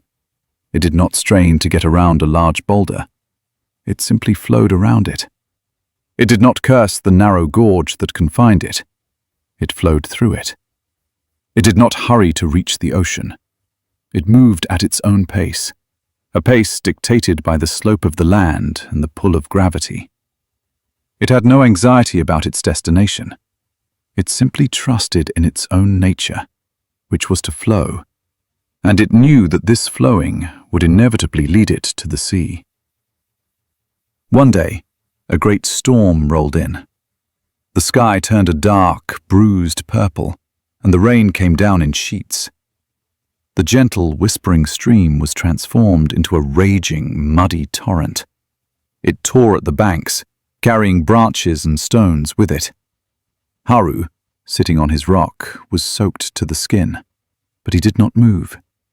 He watched, mesmerized by this display of raw, untamed power. He was not afraid. He saw that this, too, was the nature of the stream. The calm and the storm were two sides of the same reality. The stream did not cling to its placid state, nor did it resist its turbulent one.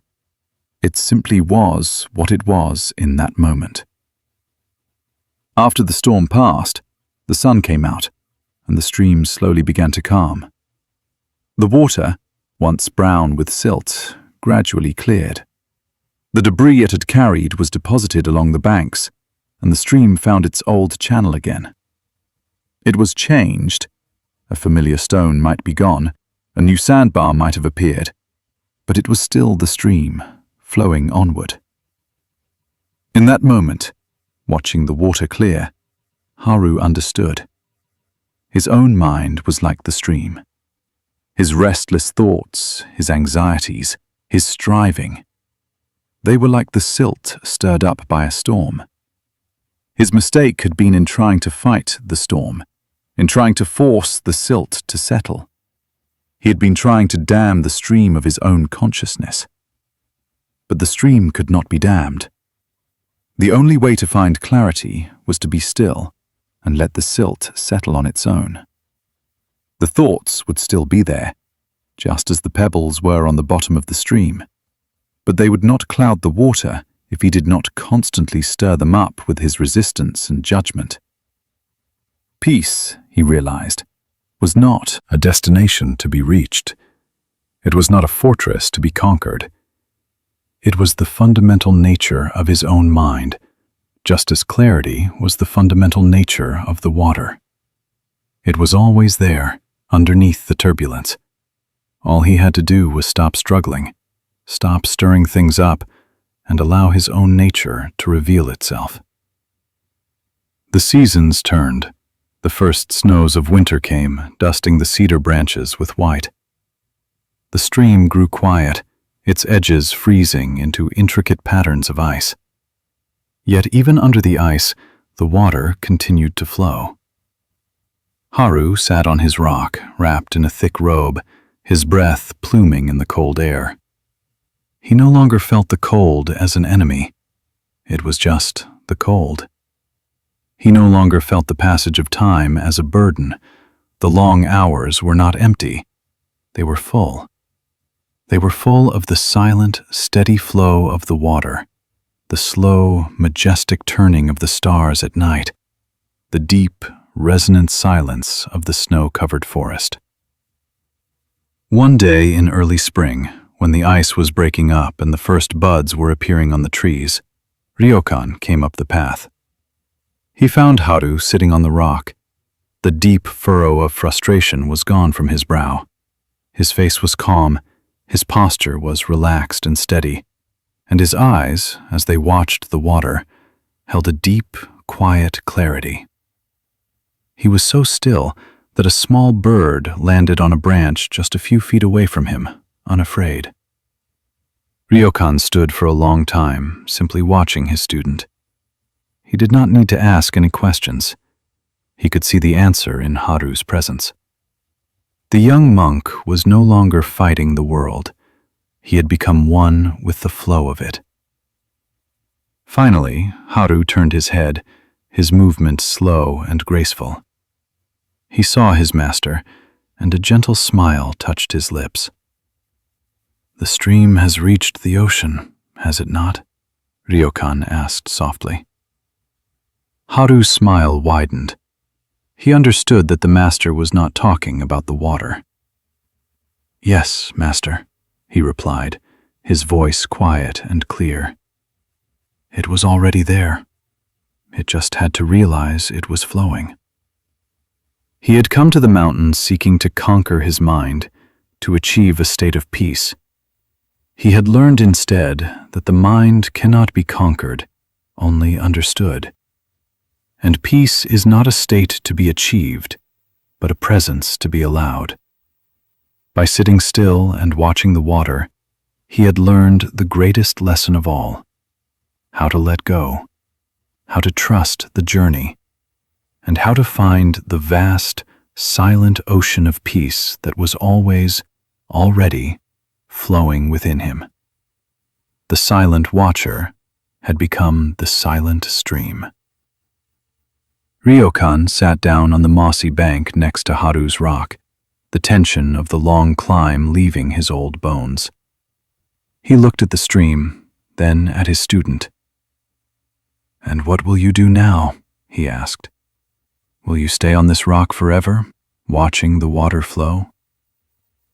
Haru considered the question, not with his old, anxious intellect, but with the spacious stillness he had cultivated.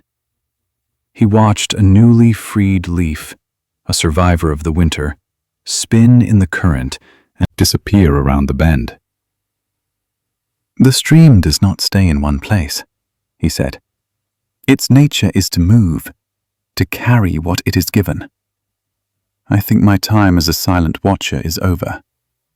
Now, perhaps, it is time to learn how to flow." He had spent a year in stillness, but it was not a dead, static stillness. It was a vibrant, living stillness, the stillness of a deep river that appears calm on the surface, but is full of powerful, directed movement beneath. He had absorbed the lessons of the water, the stones, and the seasons. He had learned acceptance from the boulder that sat unmovied in the current. He had learned resilience from the reeds that bent in the flood and stood tall again. He had learned letting go from the countless leaves that surrendered themselves to the water's journey. Now, these lessons were not just ideas in his head, they were a part of his very being. Ryokan nodded, a look of deep contentment on his face. "Good," he said simply. "The world has enough rocks. It needs more flowing water. Come back to the hermitage. Your real work is about to begin." The walk back down the mountain was a completely different experience from his first ascent with the master. A year ago, he had walked this path consumed by ambition and expectation, his eyes fixed on an imagined future, and so he had seen nothing. Now, he walked with no goal other than walking itself. He was aware of every sensation, the feeling of the soft earth and hard stones beneath his sandals, The scent of damp moss and pine, the sound of his own steady breathing mingling with the birdsong. He was no longer a visitor struggling through the landscape. He was a part of it. The mountain was not something to be conquered. It was a companion, a teacher. When he re-entered the hermitage, the other monks were surprised by his transformation.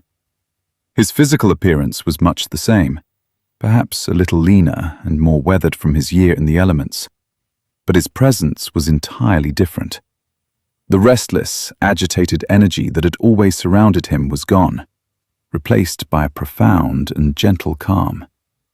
His movements were unhurried, his voice was quiet, and his eyes held the serene depth of the mountain stream he had watched for so long. He resumed his place in the daily life of the monastery. He participated in the morning chants, his voice now a steady, resonant bass that seemed to rise from the earth itself. He worked in the gardens, his hands moving with a mindful, patient grace. He studied the ancient texts, but now the words were not just intellectual concepts. They were living pointers to the truth he had experienced directly. His greatest change was in his meditation. He would sit on his cushion in the zendo, and there was no longer a fight. His body would settle, his breath would deepen, and his mind would become like the surface of the stream on a calm day, clear, reflective, and open. Thoughts would still arise, like bubbles coming up from the stream bed, but he no longer latched on to them. He would simply notice them, and then, like the bubbles, they would pop and dissolve back into the stillness. He had learned that he was not his thoughts. He was the vast, silent awareness in which the thoughts appeared and disappeared, just as the stream was the silent, steady presence in which the water flowed and the leaves drifted. Haru became a source of quiet strength in the community. Younger monks who were struggling with their own restless minds would find themselves drawn to his peaceful presence. He never offered grand philosophical advice. Instead, he would often just sit with them or walk with them, sharing his silence. And in that shared silence, they would find their own inner turmoil beginning to settle, just as his had settled by the stream. He was teaching not with words, but with his being. He had become the lesson. One evening, a young novice, full of the same striving anxiety that had once plagued Haru, came to him. "I cannot find peace," the novice lamented. "The harder I try to silence my mind, the louder it becomes. What is your secret?" Haru smiled, the same gentle smile he had given his master by the stream. He did not offer a complex answer. He simply said, "Have you ever tried to smooth a wrinkled piece of silk by pressing it harder?" The novice shook his head. "You cannot force it to be smooth," Haru continued. "You must gently lay it out and allow its own nature to release the wrinkles. Your mind is the same. Do not fight it. Just give it the space to be still. The peace you are looking for is not something you create. It is something you allow to emerge." He then led the young monk not to the meditation hall, but outside to sit on the temple steps and simply watch the moon rise over the dark silhouette of the mountains. In the quiet companionship of his teacher, the novice felt, for the first time, a small taste of the peace he had been so desperately chasing.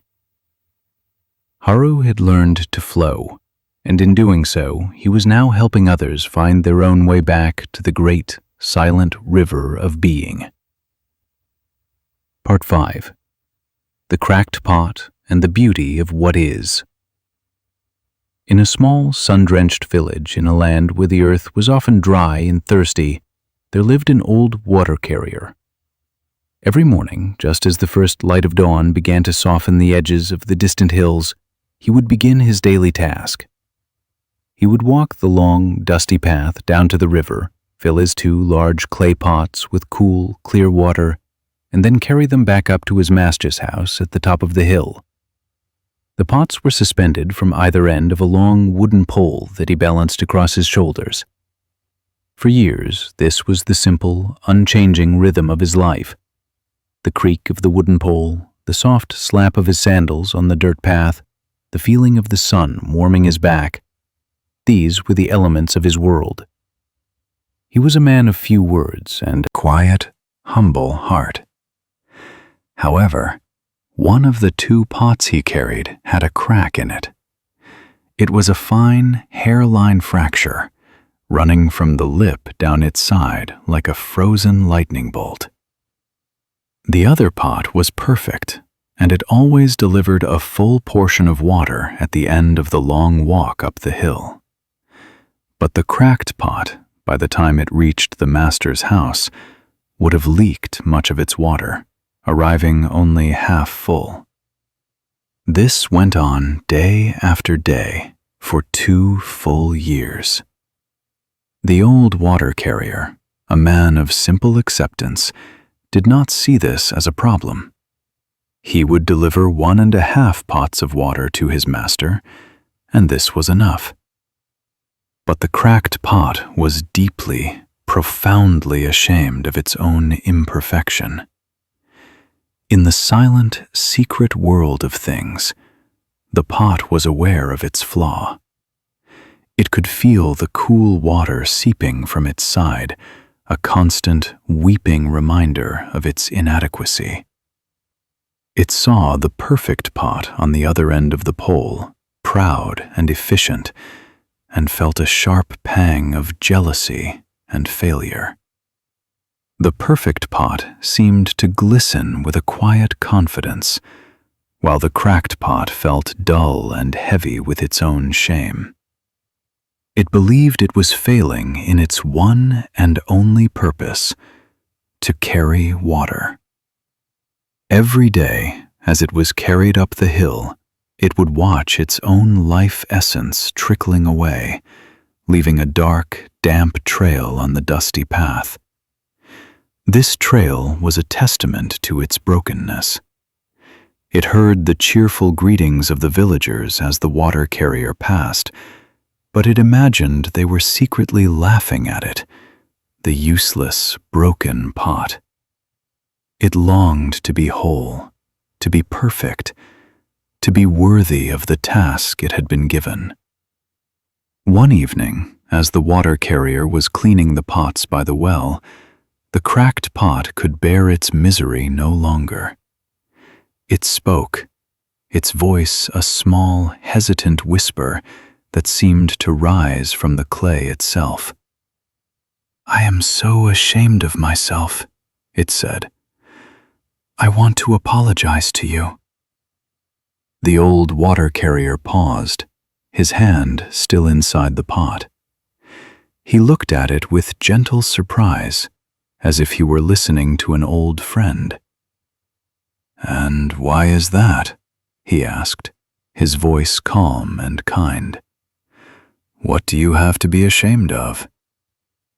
"For these past 2 years," the pot lamented, "I have only been able to deliver half my load because this crack in my side causes water to leak out all the way back to your master's house.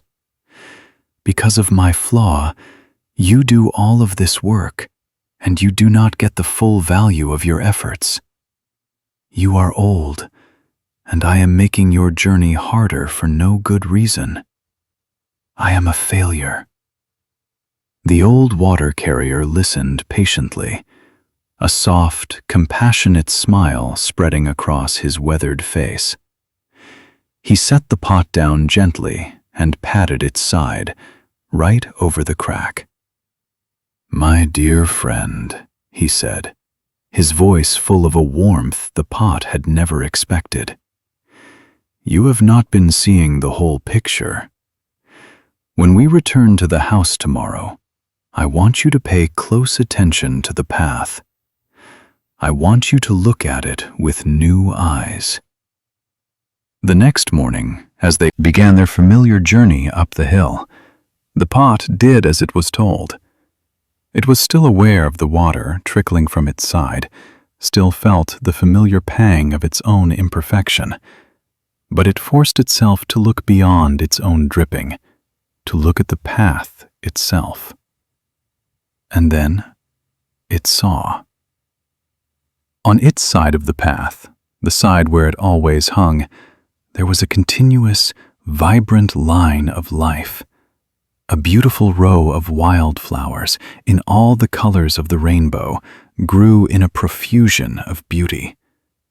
There were brilliant blue morning glories, cheerful yellow buttercups, and delicate purple irises. Butterflies with wings like stained glass danced from one blossom to another. The air was filled with the gentle hum of bees and the sweet fragrance of nectar. The earth on this side of the path was dark and rich, a stark contrast to the other side. The pot looked over to the other side of the path, the side where the perfect pot hung. That side was barren. It was just dust and stones, baked hard by the sun. There was no life, no color, no fragrance. It was a small strip of desert. The pot was speechless. It had been so focused on its own leaking, on what it was losing, that it had never once noticed what it was creating. As they reached the top of the hill and the water carrier gently lowered the pole from his shoulders, he looked at the cracked pot and smiled. "Did you see the flowers?" he asked. The pot could only nod, a sense of wonder and disbelief washing over it. "You see," the water carrier explained, "I have always known about your flaw. I am not a foolish old man. From the very beginning, I knew you were cracked. But I saw an opportunity in it. I saw a gift. So, I planted flower seeds all along your side of the path. And every day, as we have walked from the river, you have been watering them." He gestured back down the hill toward the beautiful line of color that snaked its way up the path. "For 2 years, I have been able to pick these beautiful flowers to decorate my master's table. They bring him great joy. They fill his house with beauty and life. Without you, without your crack, without your flaw, none of this beauty would exist. The master's house would have no flowers. This path would be only dust." The pot felt a profound shift within its very being. The shame that had been its constant companion for so long simply dissolved, like salt in water. The crack, which it had seen as a source of failure and disgrace, was in fact the very channel through which it had brought forth so much life and beauty. Its perceived imperfection was actually its unique and irreplaceable gift to the world. It had been trying so hard to be like the perfect pot, believing that wholeness meant being sealed and flawless. But it now understood that its own special kind of wholeness came from its very brokenness. This story is a gentle reminder for all of us who carry our own perceived flaws. We all have our cracks. We have our past mistakes, insecurities, our physical and emotional scars. We have the parts of ourselves that we try to hide, the aspects of our personality we wish were different. We spend so much of our energy trying to fix these cracks, to seal them up, to present a perfect, polished exterior to the world. We compare ourselves to the perfect pots we see around us, people who seem to have it all together, who seem to move through life without leaking, without losing anything. And in this comparison, we, like the pot, can become heavy with a sense of shame and inadequacy. We become so focused on our own leaking that we fail to see the flowers we are watering along our path. Perhaps your crack is a sensitivity that you see as a weakness, but it is this very sensitivity that allows you to connect deeply with others. to offer them a unique and profound empathy. You water the flowers of compassion in the world. Perhaps your crack is a past failure that fills you with regret, but it is the wisdom and humility gained from that failure that allows you to guide others, to help them avoid the same stones on the path. You water the flowers of wisdom. Perhaps your crack is a physical limitation, something that prevents you from doing what others can do. But it is this very limitation that may have forced you to develop other, hidden strengths, a powerful imagination, a deep inner resilience, a unique way of seeing the world. You water the flowers of creativity and strength. The wisdom of the water carrier is the wisdom of radical acceptance. He did not try to fix the pot. He did not discard it for a new, perfect one. He accepted it exactly as it was, and then he found a way to use its unique quality for a beautiful purpose. This is the invitation of this story, to become our own wise water carriers, to look at our own cracks not with judgment, but with a gentle, compassionate curiosity, to ask ourselves, what seeds can I plant on this side of the path? How can this very thing I see as a flaw become a source of life, a channel for beauty? This shift in perspective is the key to moving from a state of anxious striving for perfection to a state of relaxed and joyful being. When we are constantly trying to hide our cracks, we are tense and guarded. We live in fear of being found out. Our energy is consumed by maintaining a facade of perfection. But when we can accept our cracks, when we can even learn to see them as a part of our unique beauty, we are liberated. We can finally relax. We can let go of the exhausting burden of being flawless and simply be who we are. The cracked pot's journey is our journey. It is the movement from self-rejection to self-acceptance, from seeing ourselves as broken to seeing ourselves as uniquely whole. The perfect pot was useful, yes. It did its job efficiently. But it was the cracked pot that brought beauty. It was the cracked pot that transformed a barren path into a garden. It is often our vulnerabilities, our imperfections, our cracks, that make us most human, most relatable, and most capable of creating beauty in the world. So, the next time you feel the sting of your own perceived inadequacy, the next time you are focused on the water you feel you are losing, remember the old water carrier's advice. Look closely at your side of the path.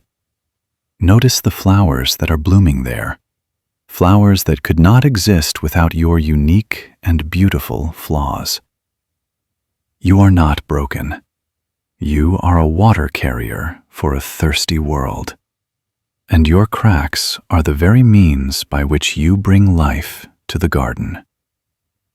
In this acceptance, there is a profound stillness, a deep relaxation, a peaceful sleep that comes from knowing that you are, right now, in this very moment, exactly as you are meant to be. You are whole, not in spite of your cracks, but because of them. From that day forward, the cracked pot carried itself differently. The shame was gone, replaced by a quiet sense of purpose. It still leaked, of course. The crack had not magically healed. Water still trickled down its side on the long walk up the hill. But now, the pot experienced this leaking not as a loss, but as an offering. It felt the water seeping out, and imagined it touching the thirsty roots of the flowers, coaxing the petals to open to the sun. The dark, damp trail it left on the path was no longer a mark of its failure, but the signature of its unique contribution. It had found its true calling, which was not merely to hold water, but to nurture life. The relationship between the two pots also changed. The cracked pot no longer looked at the perfect pot with jealousy. Instead, it felt a sense of partnership. They were a team. The perfect pot provided the full measure of water needed for the household's cooking and cleaning, a vital and necessary task. The cracked pot provided the water for the flowers, a task that nourished the soul and brought beauty to the master's home. One was not better than the other. They were simply different, each fulfilling its role perfectly. The perfect pot, in its own silent way, seemed to understand this too. There was a new harmony in the rhythmic creak of the wooden pole as they made their daily journey together. The water carrier, in his simple wisdom, had created a small ecosystem of acceptance. He had not only accepted the pot's flaw, but he had integrated it into the world in a way that created more beauty. This is a profound teaching. It is one thing to passively accept our imperfections, to say, "This is just the way I am," and leave it at that. It is another, deeper practice to actively engage with our imperfections, to see them as a source of potential, and to consciously plant seeds in the ground they water. This requires a gentle and creative awareness. We must first be willing to look at our cracks without flinching, to acknowledge them without the heavy cloak of shame. This is the first step. Honest, compassionate self-observation. We must sit with the parts of ourselves we have deemed unworthy and listen to their story. What is this sensitivity trying to tell me? What has this past failure taught me? What strength has this limitation forced me to develop? Once we have made peace with the crack, the next step is to become the gardener. We must ask, what can grow here? If I am a person who feels things very deeply, a crack of oversensitivity, perhaps I can plant the seeds of art, of poetry, of deep friendship.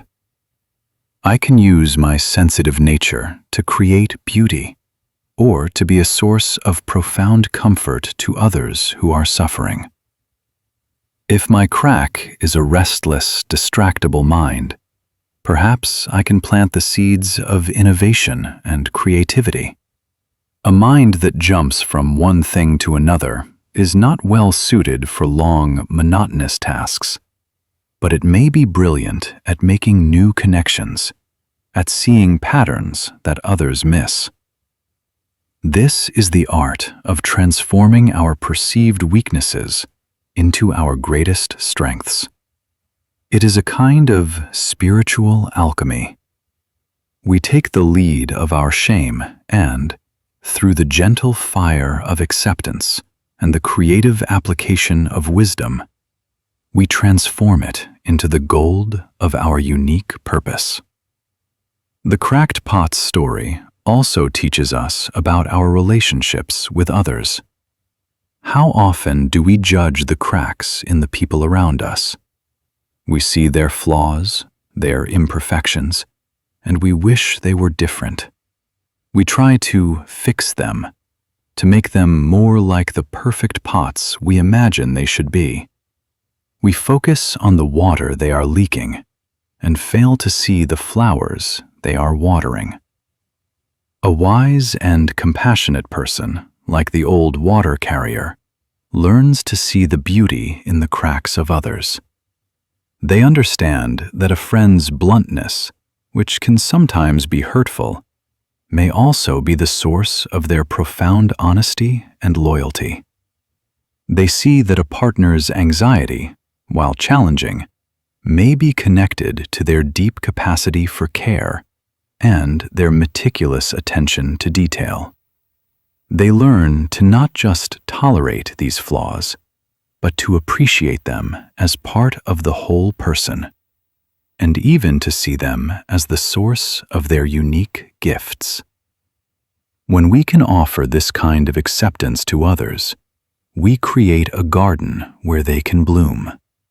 We become the safe ground in which they can stop being ashamed of their cracks and start to see the flowers they are nurturing. This is one of the greatest gifts we can give to another person: the space to be imperfectly, beautifully, themselves. Ultimately, the story of the cracked pot is a story about the nature of reality itself. The world is not perfect. Life is full of cracks, of brokenness, of unexpected leaks. We can spend our lives in a state of frustration, wishing the world were different, wishing we were different. Or we can learn to be like the water carrier. We can learn to see the opportunities that exist within the imperfections. We can learn that the most profound beauty often grows in the most broken places. A tree that is scarred by lightning may produce the most beautiful gnarled wood. A life that has been touched by grief may have a depth of compassion that a life of ease can never know. A society that acknowledges its past injustices has the opportunity to grow a future of true equality and understanding. The cracks are where the light gets in. They are where the water of life seeps out to nourish the world in unexpected ways. To find peace, to find that deep state of relaxation that allows for restful sleep, is to make peace with our cracks.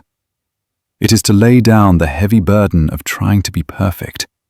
It is to stop comparing our own unique, cracked journey to the seemingly flawless path of others.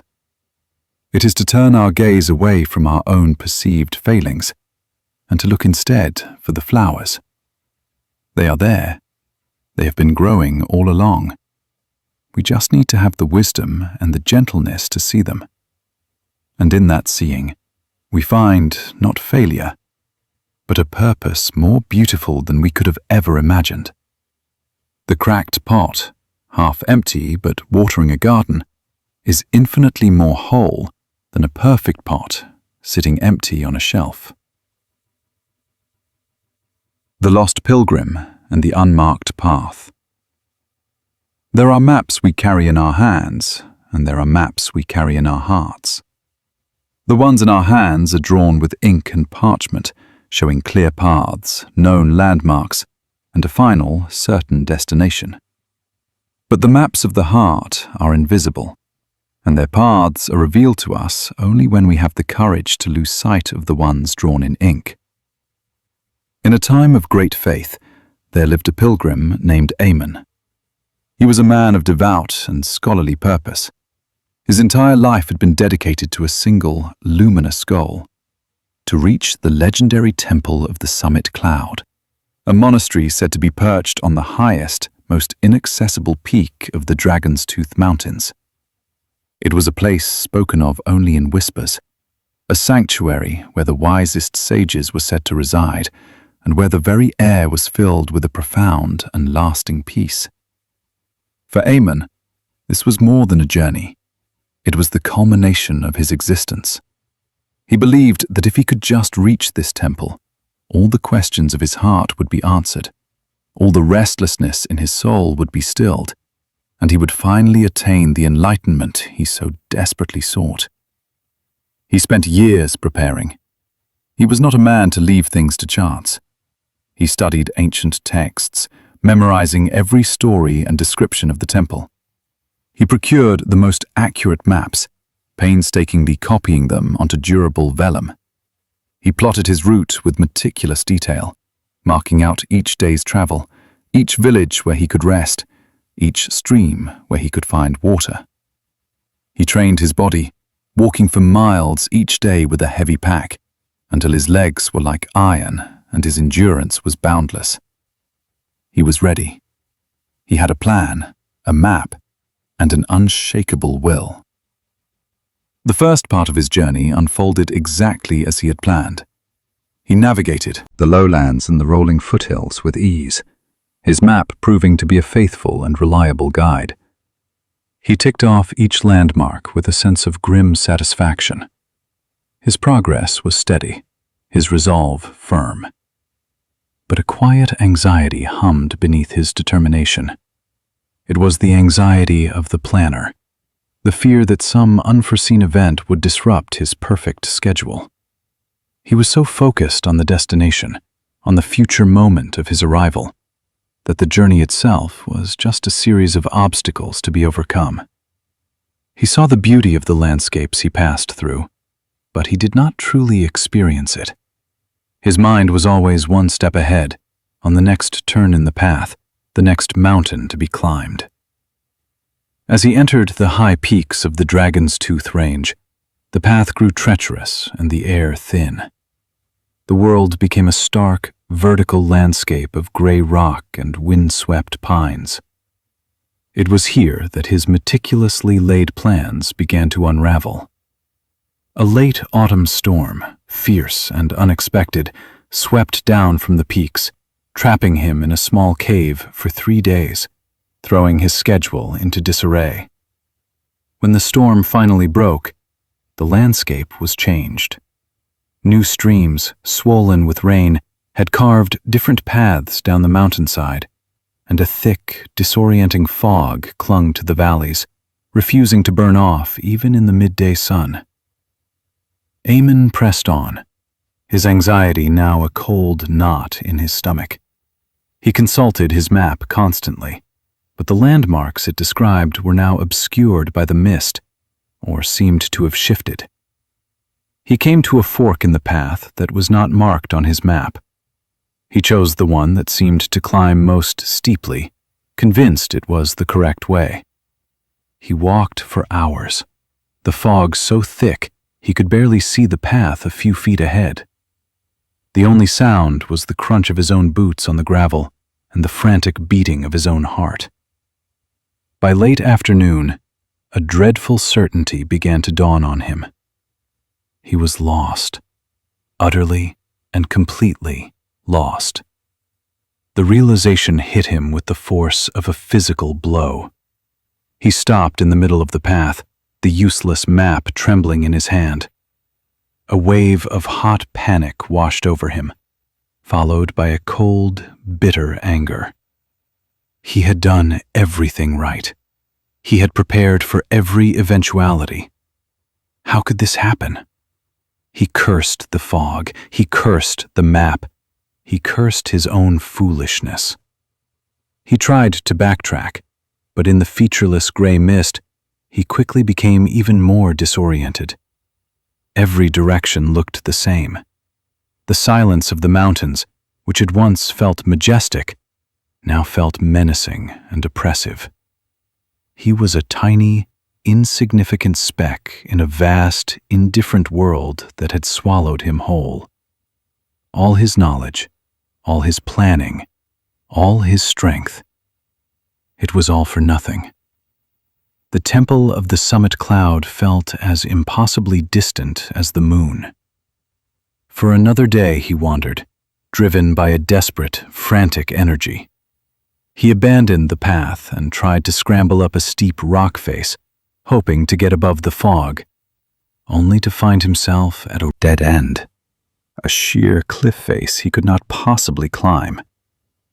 He slid back down, tearing his robe and cutting his hands on the sharp rocks. Exhausted, hungry, and completely defeated, he finally collapsed at the base of an ancient, gnarled pine tree. And there, he surrendered. He had no energy left to fight, no will left to plan.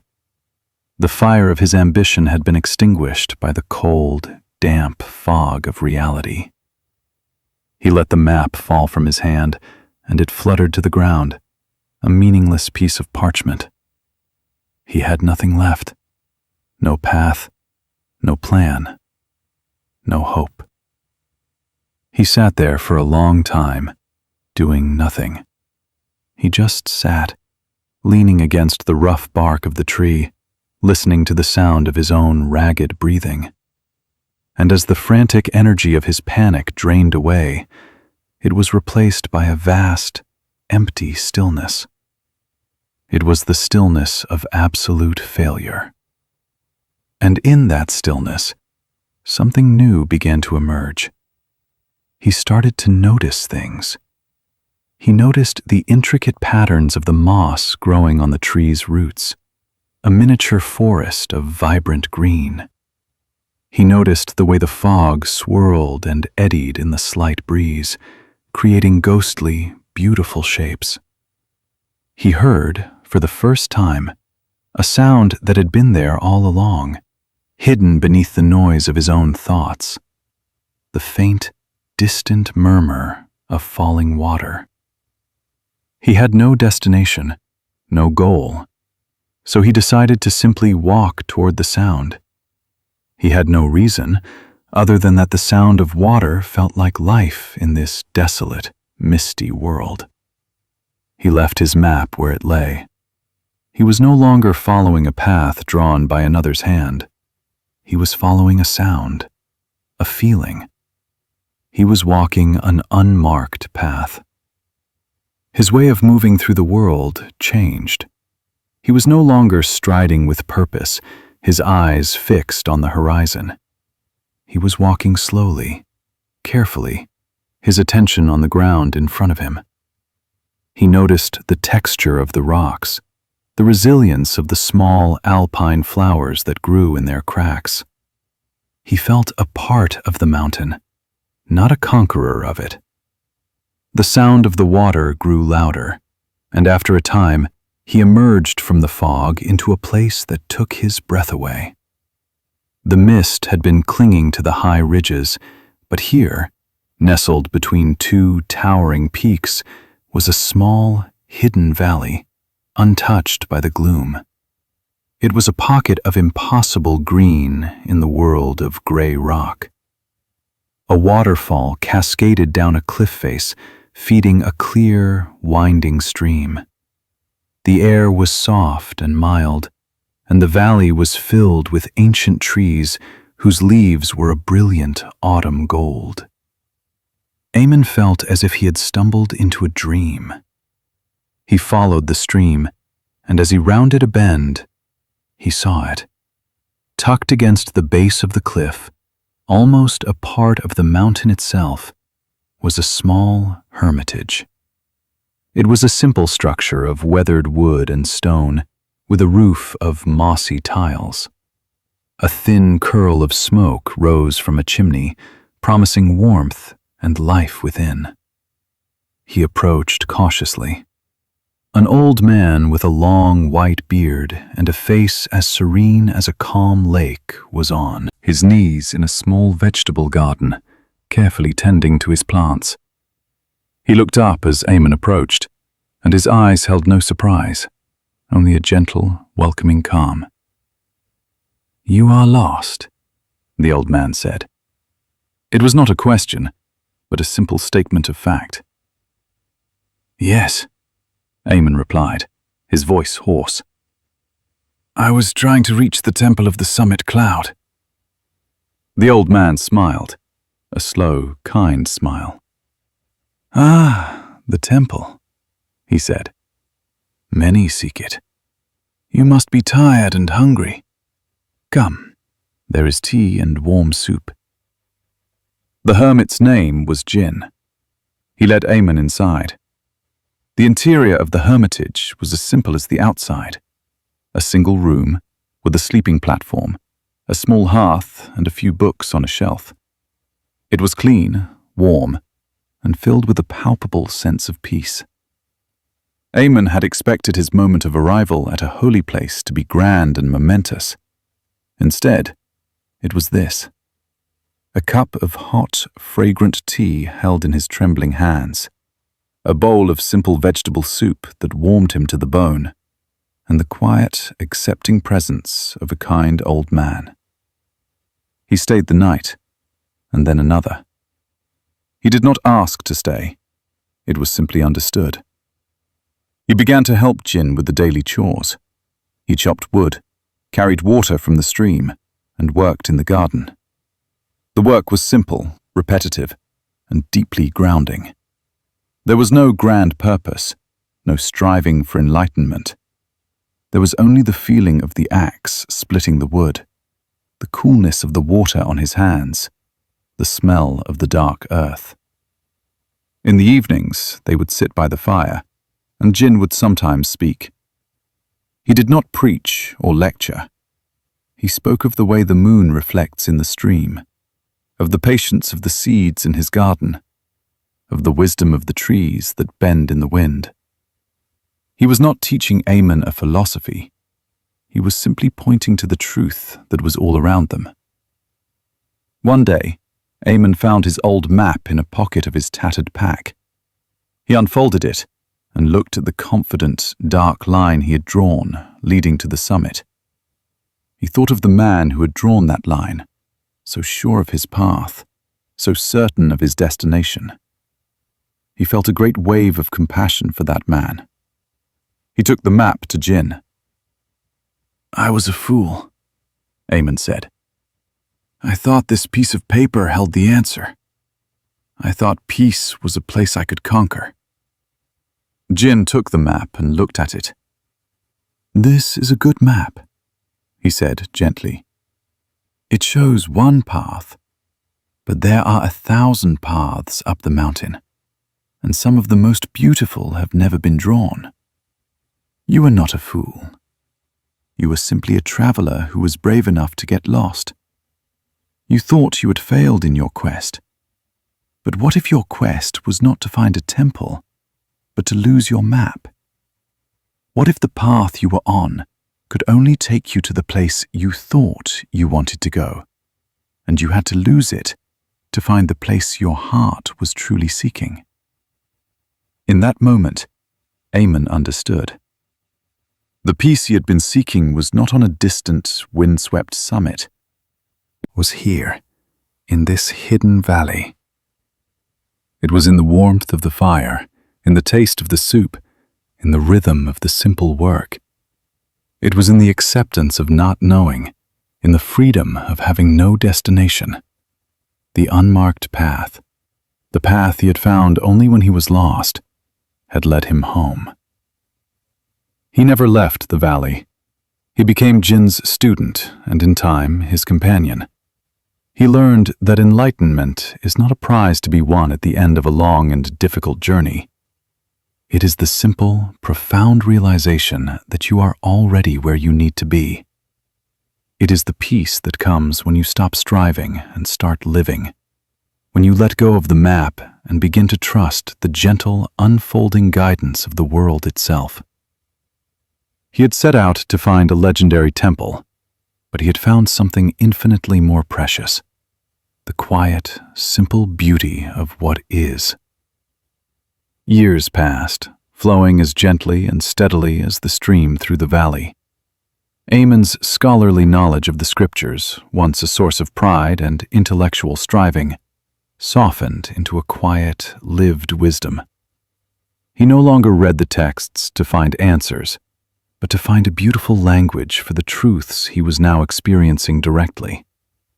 The words on the page were no longer a map to a distant place, but a reflection of the landscape he now inhabited.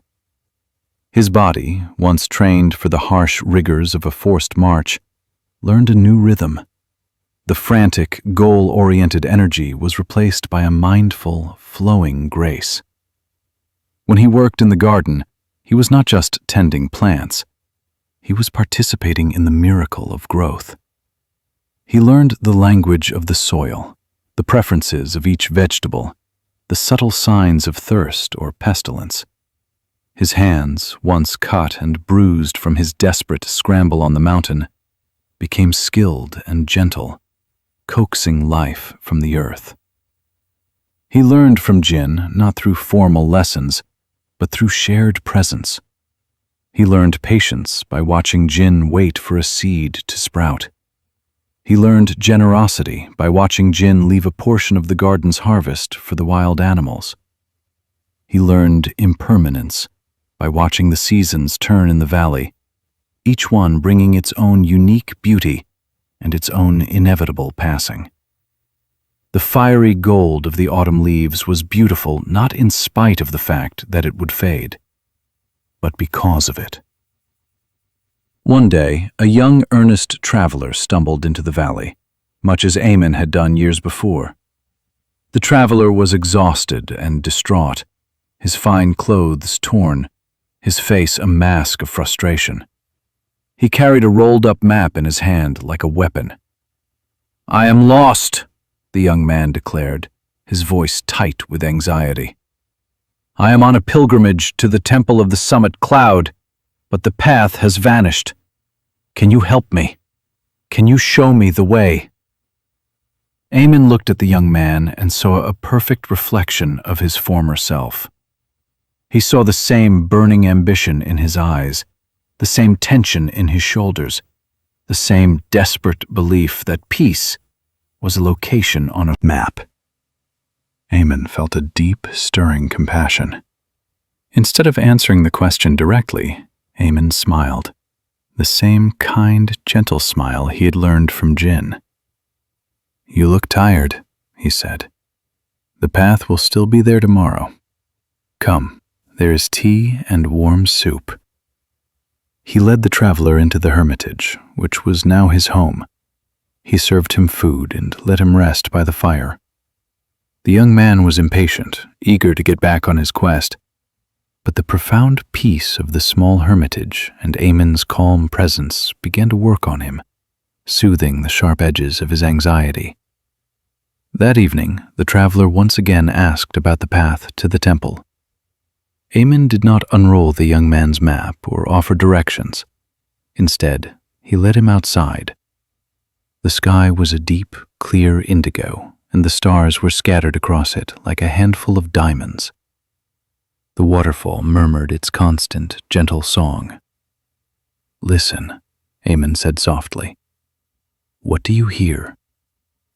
"The waterfall," the young man replied, a little confused. "And what do you see?" "The stars, the moon on the leaves." "And what do you feel?" Eamon asked. The young man paused. He felt the cool night air on his skin. He felt the warmth of the tea still lingering in his belly. And beneath his frustration, he felt something else, something he hadn't felt for a long time. A quiet sense of wonder. A simple, uncomplicated peace. "The temple you are seeking," Eamon said, his voice as gentle as the night air, "is not a place built of wood and stone on a distant peak. That is just an idea, a story. The true temple is this. It is the sound of the water. It is the light of the stars. It is the feeling of your own breath moving in and out of your body. It is here, right now. You do not need to climb a mountain to find it. You only need to be still enough to notice that you are already in it." The young traveler was silent for a long time, looking at the sky. Eamon's words were not what he had expected, but they resonated with a truth deeper than any map. He had been so focused on getting somewhere else that he'd completely missed the sacredness of where he already was. "So the temple, it isn't real?" the young man asked, a note of disappointment in his voice. "Oh, it is real," Eamon replied with a soft chuckle. "It is very real. But it is not a destination. It is a way of being. Jin, my teacher, used to say that we spend our lives drawing maps to places we have never been, and we forget that the greatest treasure is the ground on which we are standing. Sometimes the most important part of any journey is the moment you realize you don't need the map anymore. The young man stayed for a few days. Eamon taught him how to chop wood, not as a chore, but as a meditation.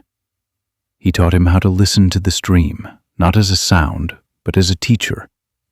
He did not try to convince him to abandon his quest.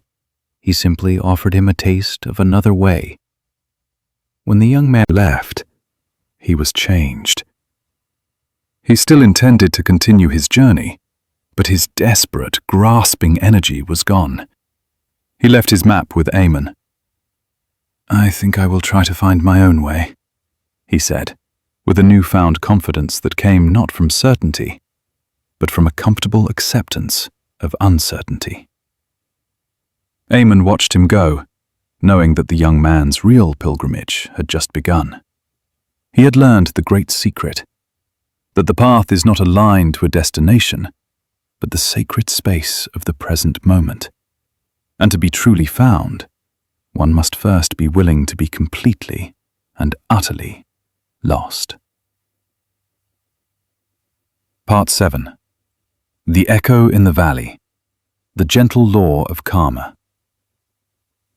In the West, the word karma is often misunderstood. It is imagined as a kind of cosmic accounting system, a celestial ledger of good and bad deeds where rewards and punishments are handed out by an unseen judge. But in the gentle light of Buddhist wisdom, karma is something far more simple, natural, and intimate. It is not a system of justice, but a law of nature, as impersonal and reliable as gravity. It is the law of cause and effect, the principle that every action, every word, and even every thought is a seed we plant, and the harvest we reap grows directly from the nature of the seeds we have sown. Karma is not what happens to us, but what happens from us. It is the echo of our own voice in the valley of the world. To understand this gentle law, let us turn to a story. In a small village nestled by a river, there lived a woman named Anya. She was not wealthy or powerful. In fact, she was a widow who lived a solitary life in a tiny hut at the edge of the village, making a meager living by mending clothes for others. Her life had been touched by great sorrow. She had lost her husband to a sudden fever, and her only son had left to join a distant monastery and had never returned.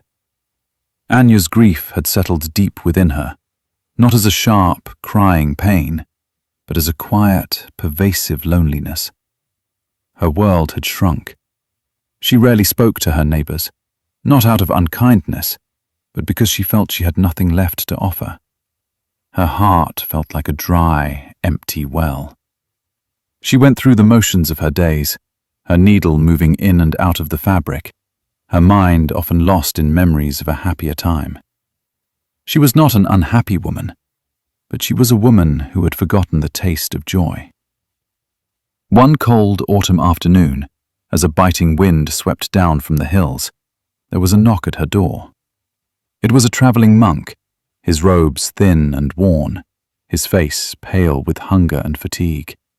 He bowed his head, holding out his empty alms bowl. "Forgive my intrusion," he said, his voice weak. "I have traveled far today and have found no food. Could you spare even a mouthful of rice?" Anya looked at the monk, and then at the small pot of rice she had just cooked for her own evening meal. It was all the food she had in the house.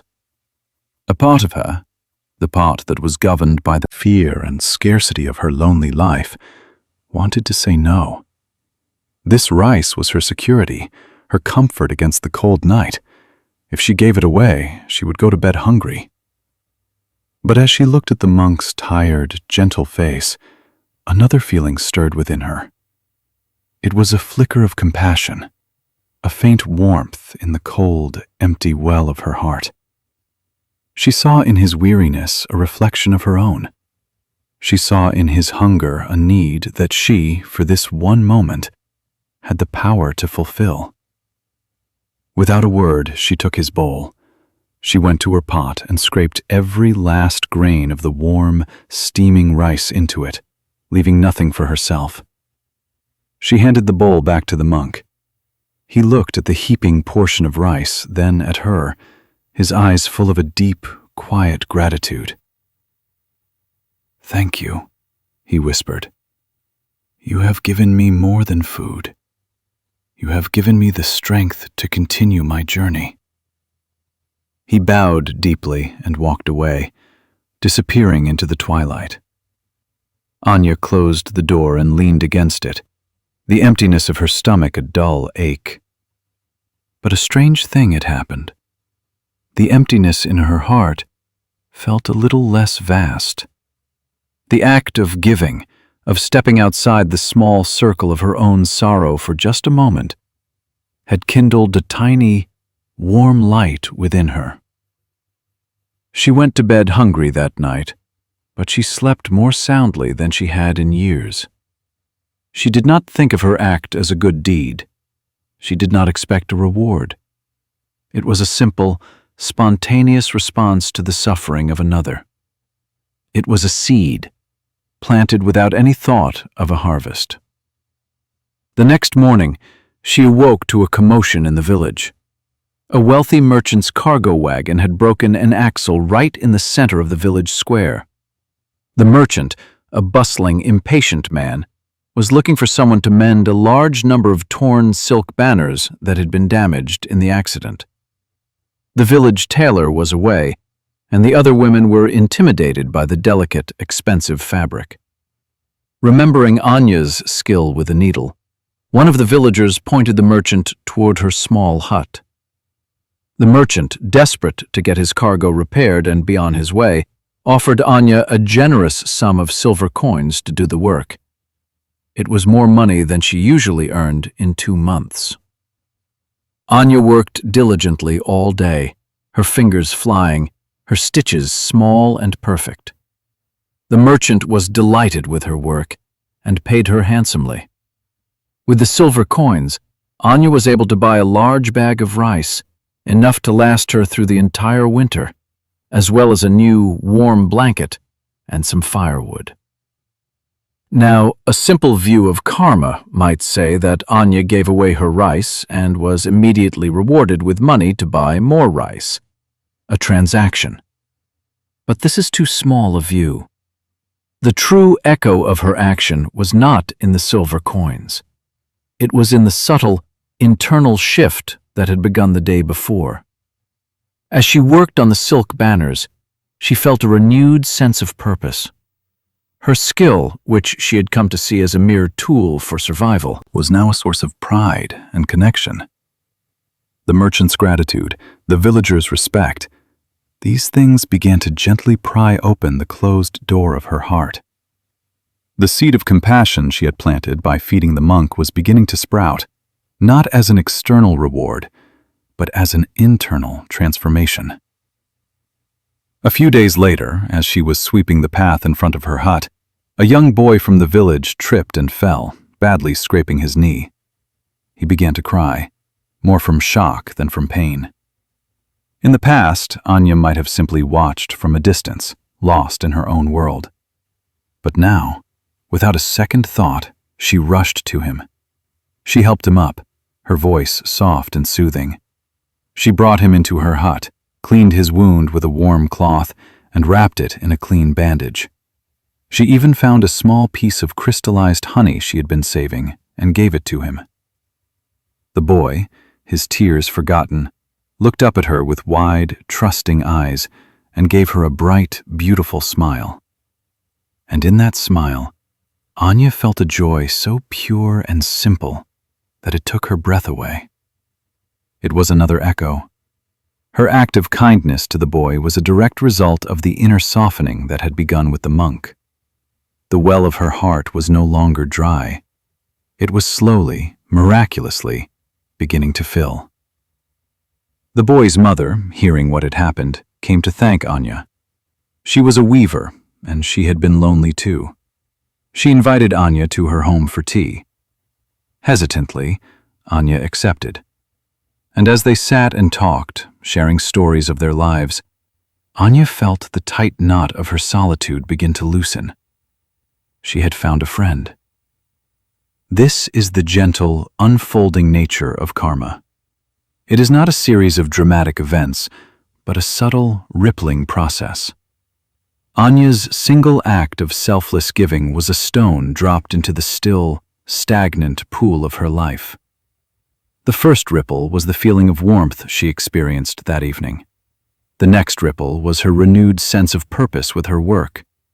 The next was her spontaneous compassion for the crying child. The next was the gift of a new friendship. Each ripple was born of the one before it, spreading outward, touching every part of her existence. She was not being rewarded for her good deed. She was experiencing the natural, inevitable consequences of a compassionate intention. The seed she had planted was a seed of connection, and so the fruit it bore was connection to her work, to her neighbors, to herself. As the seasons turned, Anya's life blossomed in quiet, beautiful ways. She began to join the other women at the river when they washed their clothes, her voice now a part of their shared laughter and conversation. She started a small garden in the patch of earth behind her hut, and she would often leave vegetables on the doorsteps of the elderly and the sick. She did not do these things to accumulate good karma. She did them because her heart, now open and full, naturally overflowed with the desire to give. Giving had become her joy. 1 day, many years later, another traveling monk arrived in the village. He was young and strong, with clear, bright eyes. He had come to establish a small school for the village children. When he met Anya, who was now a beloved elder, a woman known for her kindness and quiet wisdom, he felt an immediate and powerful connection to her. They spoke for a long time, and he told her of his own journey. He told her that he had been inspired to become a monk many years ago, when, as a hungry, desperate young traveler, he had been given a bowl of rice by a poor, kind woman in a small hut. He said that her selfless act had shown him the true meaning of the path, and he had vowed to spend his life repaying her kindness by serving others. Anya listened, her heart overflowing. She realized that the young monk she had fed all those years ago was her own son. He had not recognized her. The time had changed them both. But in that moment, the final, most beautiful echo of her long-ago act of kindness returned to her. Her gift of a single bowl of rice had not only transformed her own life from one of lonely sorrow to one of joyful connection, but it had also set in motion a chain of events that had now brought her son and his own gift of wisdom back to her and to the entire village. This is the profound and gentle truth of karma. It is not about reward and punishment. It is about the simple, inescapable fact that we are the creators of our own world. The quality of our existence is a direct reflection of the quality of our intentions. A thought of anger is a seed, and it will bear the fruit of turmoil and separation.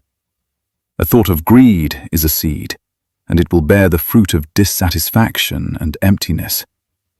A thought of compassion is a seed, and it will bear the fruit of connection, of joy, of peace. The echo does not judge.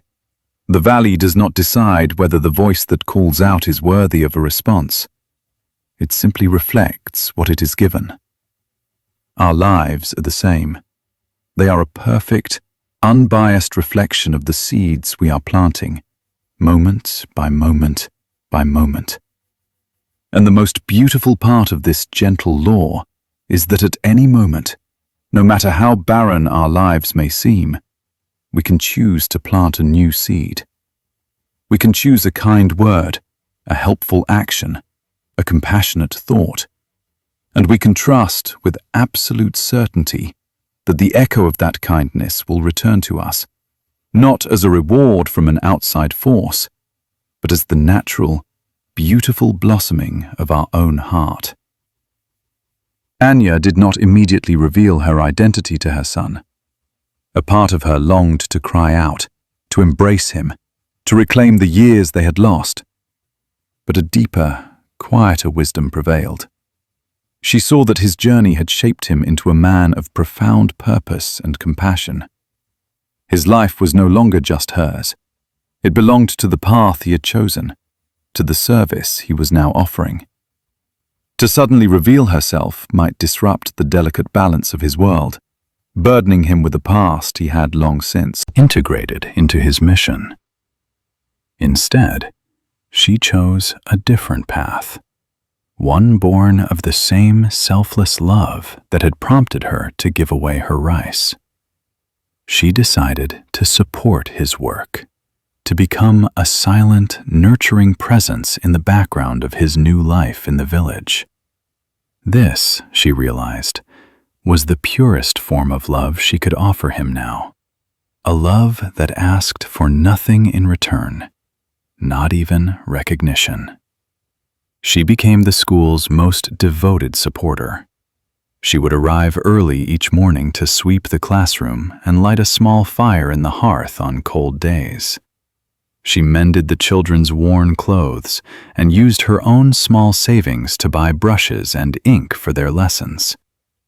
When her son, whom she simply called Teacher like the rest of the villagers, was tired after a long day, he would often find a warm bowl of soup left anonymously on his doorstep. He was deeply moved by this mysterious kindness. He assumed it was the collective goodwill of the villagers, and in a way, it was. But the quiet heart of that goodwill was Anya. She found a new and profound joy in these secret acts of love. It was a joy free from ego, free from any need for thanks or acknowledgement. It was the pure, uncomplicated joy of giving, the very essence of the law of karma in its most beautiful form. She was planting seeds of love and support, and her harvest was the simple, direct experience of that love flowing through her. Her son's school flourished. The children, who had previously had no access to education, learned to read, to write, and, more importantly, they learned the values of kindness and compassion from their teacher. The entire village began to change. The children's learning and their gentle behavior influenced their parents. Old disputes between neighbors began to soften. A new spirit of cooperation and mutual support began to grow. The single seed of compassion planted by Anya years ago was now a mighty tree, its branches spreading to shelter the entire community. One afternoon, Anya was in her garden, tending to her herbs, when her son approached. He had a thoughtful, serene expression on his face. "Anya," he said, using her name with a gentle reverence, "I have been watching you. I have seen your quiet work for the school, your kindness to the children, your tireless support. For a long time, I have felt a special connection to you, a feeling of coming home whenever I am near you. And today, I finally understand why." He reached into a small cloth bag he carried and pulled out an object. It was a small, intricately carved wooden bird, worn smooth with age. Anya gasped. Her heart stopped. It was a toy she had carved for him when he was a small boy, the day before he left for the monastery. "I have carried this with me on all my journeys," he said, his voice thick with emotion. "It was the last gift from my mother. I did not recognize your face, for time has been a great river that has reshaped us both. But I have come to recognize your heart. It is the same heart that gave a hungry boy a bowl of rice. It is the same heart that carved this bird. You are my mother. Tears streamed down Anya's face as she took the small bird in her hand. All the years of silent love, of patient giving, culminated in this moment of profound, gentle recognition. They embraced, not as a mother and a long-lost son reclaiming a past, but as two souls who had found each other again on the path of compassion, their lives woven together by the invisible, unbreakable threads of karma. The story of Anya and her son illuminates the deepest meaning of karma. It is not a rigid, mechanical system. It is a living, breathing process, as organic as a garden. An action, like a seed, contains the potential for a certain kind of fruit. But the quality of that fruit, the richness of the harvest, depends on the soil of our ongoing intention. Anya's initial act of giving the rice was the seed, but it was her continued cultivation of compassion, in her work, with the small boy, with her new friend, and finally with her son's school, that allowed that single seed to grow into a forest of blessings. If she had given the rice and then returned to her old state of bitter loneliness, the seed might have sprouted, but it would have withered in the poor soil of a closed heart. This is why the practice of mindfulness is so central to understanding karma. We must be aware of the seeds we are planting in each moment. When we speak, are we planting seeds of harmony or seeds of discord? When we act, are we planting seeds of generosity or seeds of selfishness? When we think, are we cultivating a mental garden of peace and goodwill, or are we allowing the weeds of resentment and fear to grow wild? This is not a practice of guilt or self-judgment. It is a practice of gentle, honest awareness. It is like being a skilled gardener. The gardener does not hate the weeds. She simply understands that they will choke the flowers, so she removes them with patient diligence. In the same way, we can learn to notice our unskillful thoughts and impulses, our anger, our jealousy, our fear, and gently let them go, without judgment, before they take root and bear bitter fruit. The law of karma is ultimately a law of liberation. It tells us that we are not victims of circumstance, not puppets of a random fate. We are the artists of our own lives. At any moment, we have the power to choose what kind of world we will inhabit by choosing what kind of seeds we will sow. If we want to live in a world of peace, we must plant seeds of peace in our own hearts and in our interactions with others. If we want to experience love, we must plant seeds of love. The echo always returns. The harvest is always certain. This is not a threat, but a beautiful promise. It is the universe's guarantee that no act of kindness, no matter how small, is ever wasted. Every gentle word, every compassionate thought, every selfless act sends a ripple of goodness into the world. A ripple that will inevitably flow back to us, enriching our own lives and the lives of all those we touch. Anya's story began with an empty bowl and an empty heart. It ended with a life so full of love and connection that it nourished an entire village. Such is the gentle, powerful, and unfailing echo in the valley. Part 8. The Flute with No Player. As the mind settles and the body relaxes, we can begin to explore one of the most profound and liberating truths of Buddhist wisdom. It is a teaching that, at first, can seem strange or even frightening, but when truly understood, it is the key to a peace that cannot be shaken. This is the teaching of no self, or anatta. It is the understanding that the solid, separate I we believe ourselves to be is not as solid as it seems. It is a story, a collection of thoughts, feelings, and sensations constantly changing like a river. And to release our tight grip on this idea of a fixed self is to find ultimate freedom. This is the story of a musician who learned this lesson not through words, but through the sound of the wind. In the capital city, there lived a flute player named Kenjiro. He was not merely a musician, he was a phenomenon. His skill with the bamboo flute, the shakuhachi, was legendary. He could make it sing with a voice that could express the deepest sorrows and the most ecstatic joys. When he played, concert halls fell silent, and it was said that even the birds would stop their own singing to listen. Kenjiro's identity was completely fused with his talent. He was not a man who played the flute. He was Kenjiro the Master. His name was synonymous with his art. And with this fame came a great and heavy pride. He saw his music as a creation that sprang directly from the wellspring of his own unique genius. It was his breath, his fingers, his soul that gave life to the simple tube of bamboo. He was the player, the master, the creator. But this pride was a gilded cage. With it came a constant, gnawing anxiety. Every performance was a trial.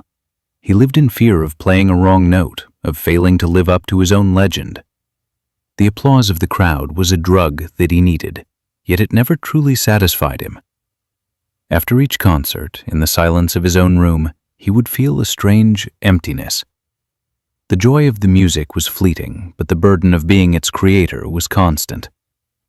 His music, once a source of pure expression, had become a performance of the self. He was no longer just playing notes, he was playing the role of the great master. This effort, this constant upholding of his own ego, began to drain the life from his art. His playing became technically perfect, but it started to lose its heart. He could feel it, and this terrified him more than anything. He was like a man clinging to a high ledge, his fingers growing weaker, the abyss of mediocrity yawning below him. Driven by this quiet desperation, he heard tales of a Zen master named Ryunan, who lived in a remote monastery in the mountains, a master who was said to understand the true nature of sound. Kenjiro, in his pride, thought that this master might possess some secret technique, some hidden knowledge that could restore the magic to his music and secure his legacy forever. He undertook the long journey into the mountains. He arrived at the monastery, a simple collection of weathered wooden buildings nestled in a vast bamboo grove, and was granted an audience with Ryunan. The master was an old man, with eyes that seemed to hold the quiet depth of a forest pool. Kenjiro, accustomed to reverence, introduced himself and spoke at length about his fame, his skill, and the subtle malaise that had infected his art. He then played for the master, a piece of music so complex and technically brilliant that it would have brought any other audience to its feet in a standing ovation. He poured all of his skill, all of his effort, all of his self into the performance. When he finished, the silence in the room was absolute. Kenjiro waited, his heart pounding, for the master's praise. Ryunan was silent for a long time. Then he said, his voice as calm as the evening air, "You are a very skilled musician. Your flute is a well-trained servant. But I do not hear music. I hear a man who is working very hard." Kenjiro was stunned. No one had ever spoken to him this way. His pride was deeply wounded, and a hot flush of anger rose in him. "What do you mean?" he demanded. "That piece is considered a masterpiece." "The masterpiece is the silence that the notes are born from and return to," Ryunan replied gently. "You are so busy filling the silence with yourself that you have left no room for the music to breathe." You are a player with no flute. You believe you are the source of the music, but you are only its loudest obstacle. Ryunan stood up and gestured for Kenjiro to follow him. He led him to the edge of the monastery, where the vast bamboo grove began. The wind was blowing, and the grove was alive with sound. It was an immense, organic symphony. The rustling of 1,000,000 leaves, the gentle creaking of the bamboo stalks as they swayed, the low, hollow moaning sound as the wind passed over the tops of broken stems. "Forget everything you know," Ryunan said. "Forget your fame. Forget your skill. Forget even your own name. Stay here. Your task is not to play your flute.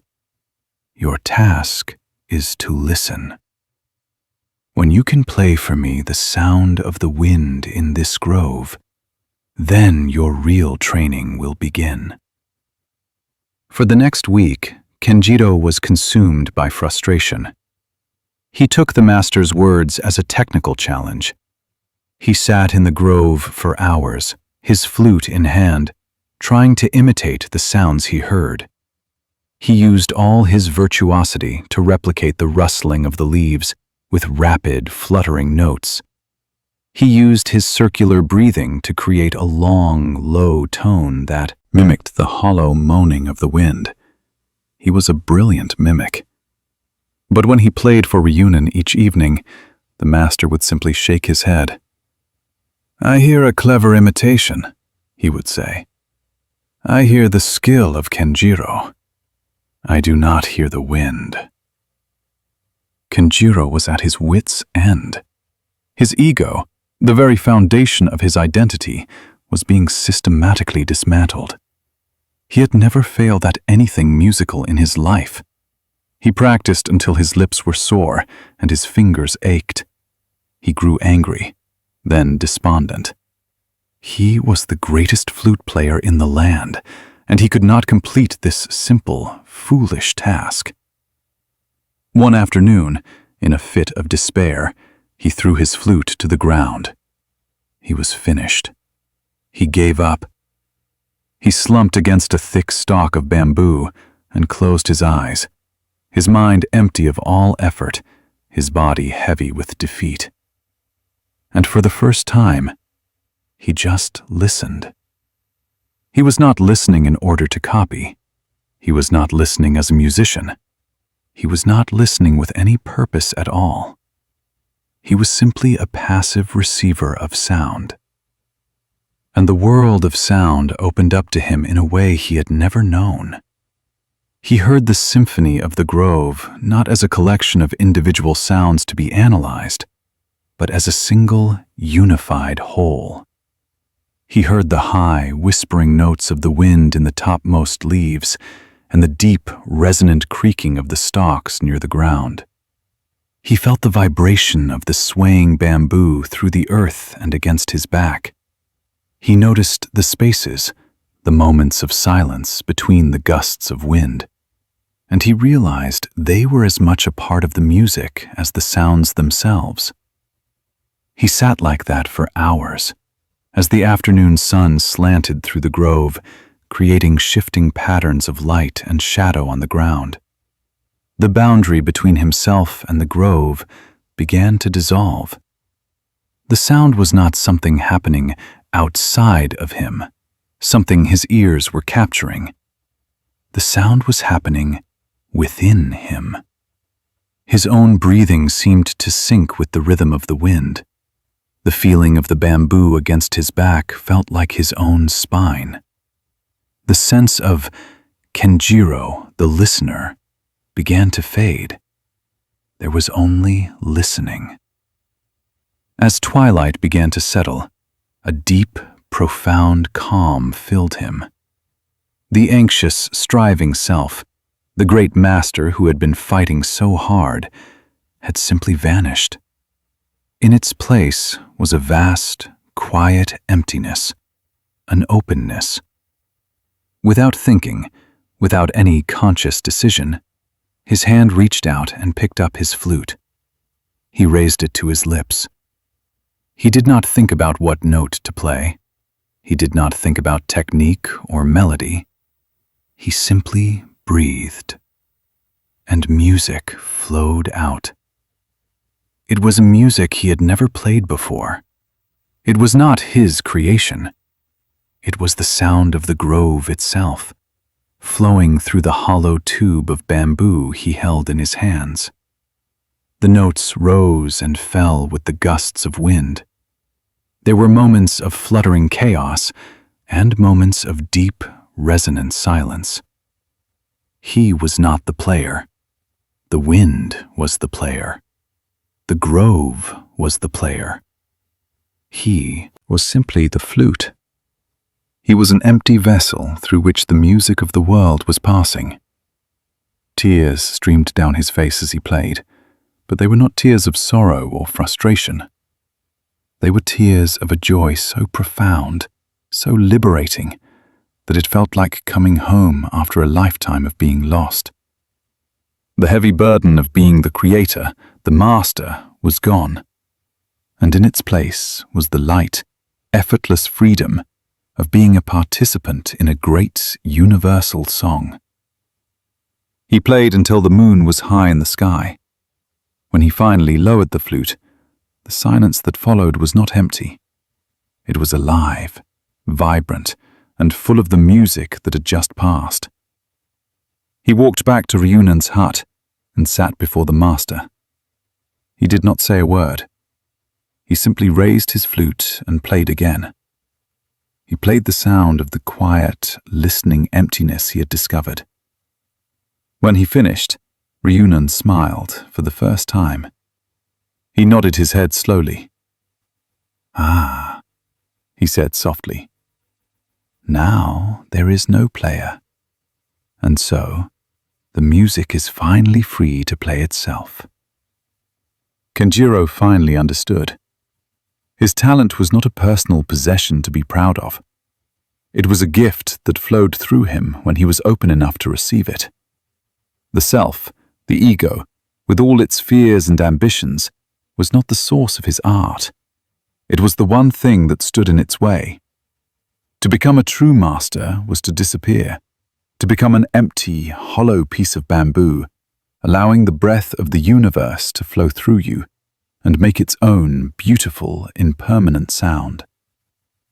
He returned to the world, but he was a different man. He still played in the great concert halls, but his presence on the stage was changed. The tense, proud master was gone, replaced by a man of humble, quiet grace. He would simply sit, close his eyes, and become a conduit. And the music that flowed through him was more beautiful, more profound, more alive than anything he had ever played before. People who heard him no longer said, "Kenjiro is a great master." They said, "When he plays, it is like listening to the sound of the universe itself."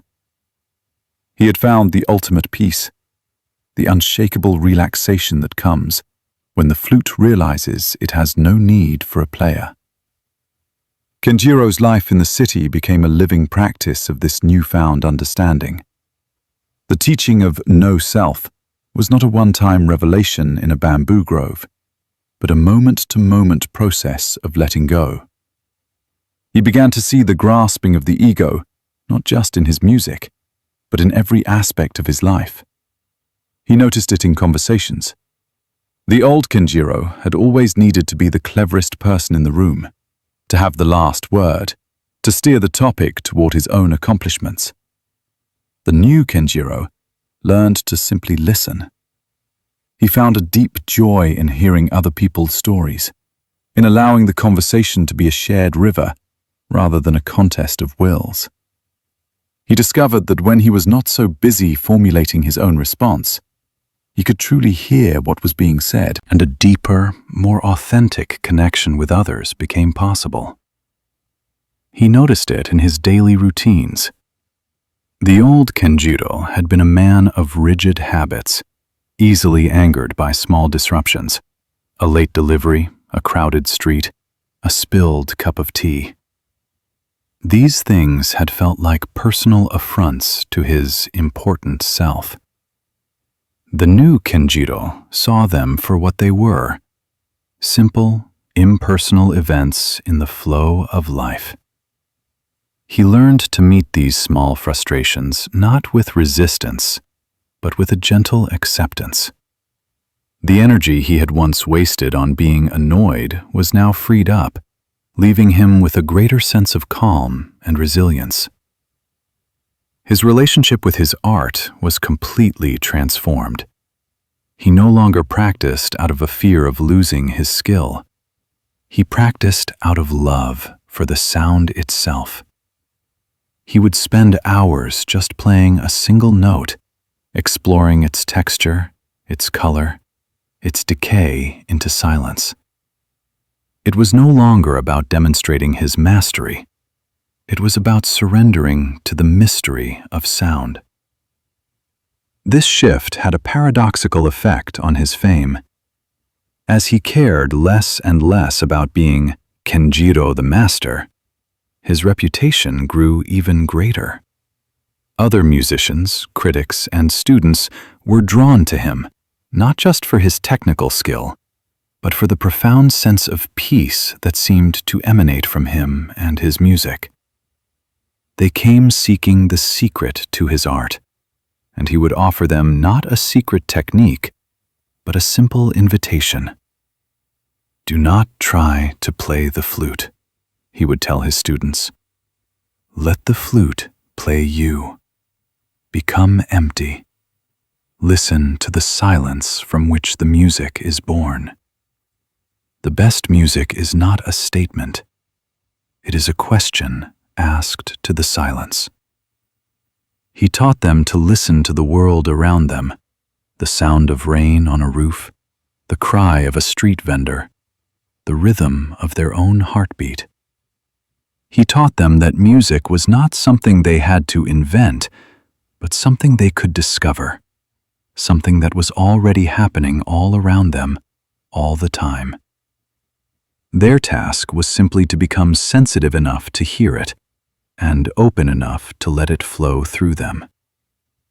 One of his most promising students, a young woman named Aiko, was much like the old Kenjiro.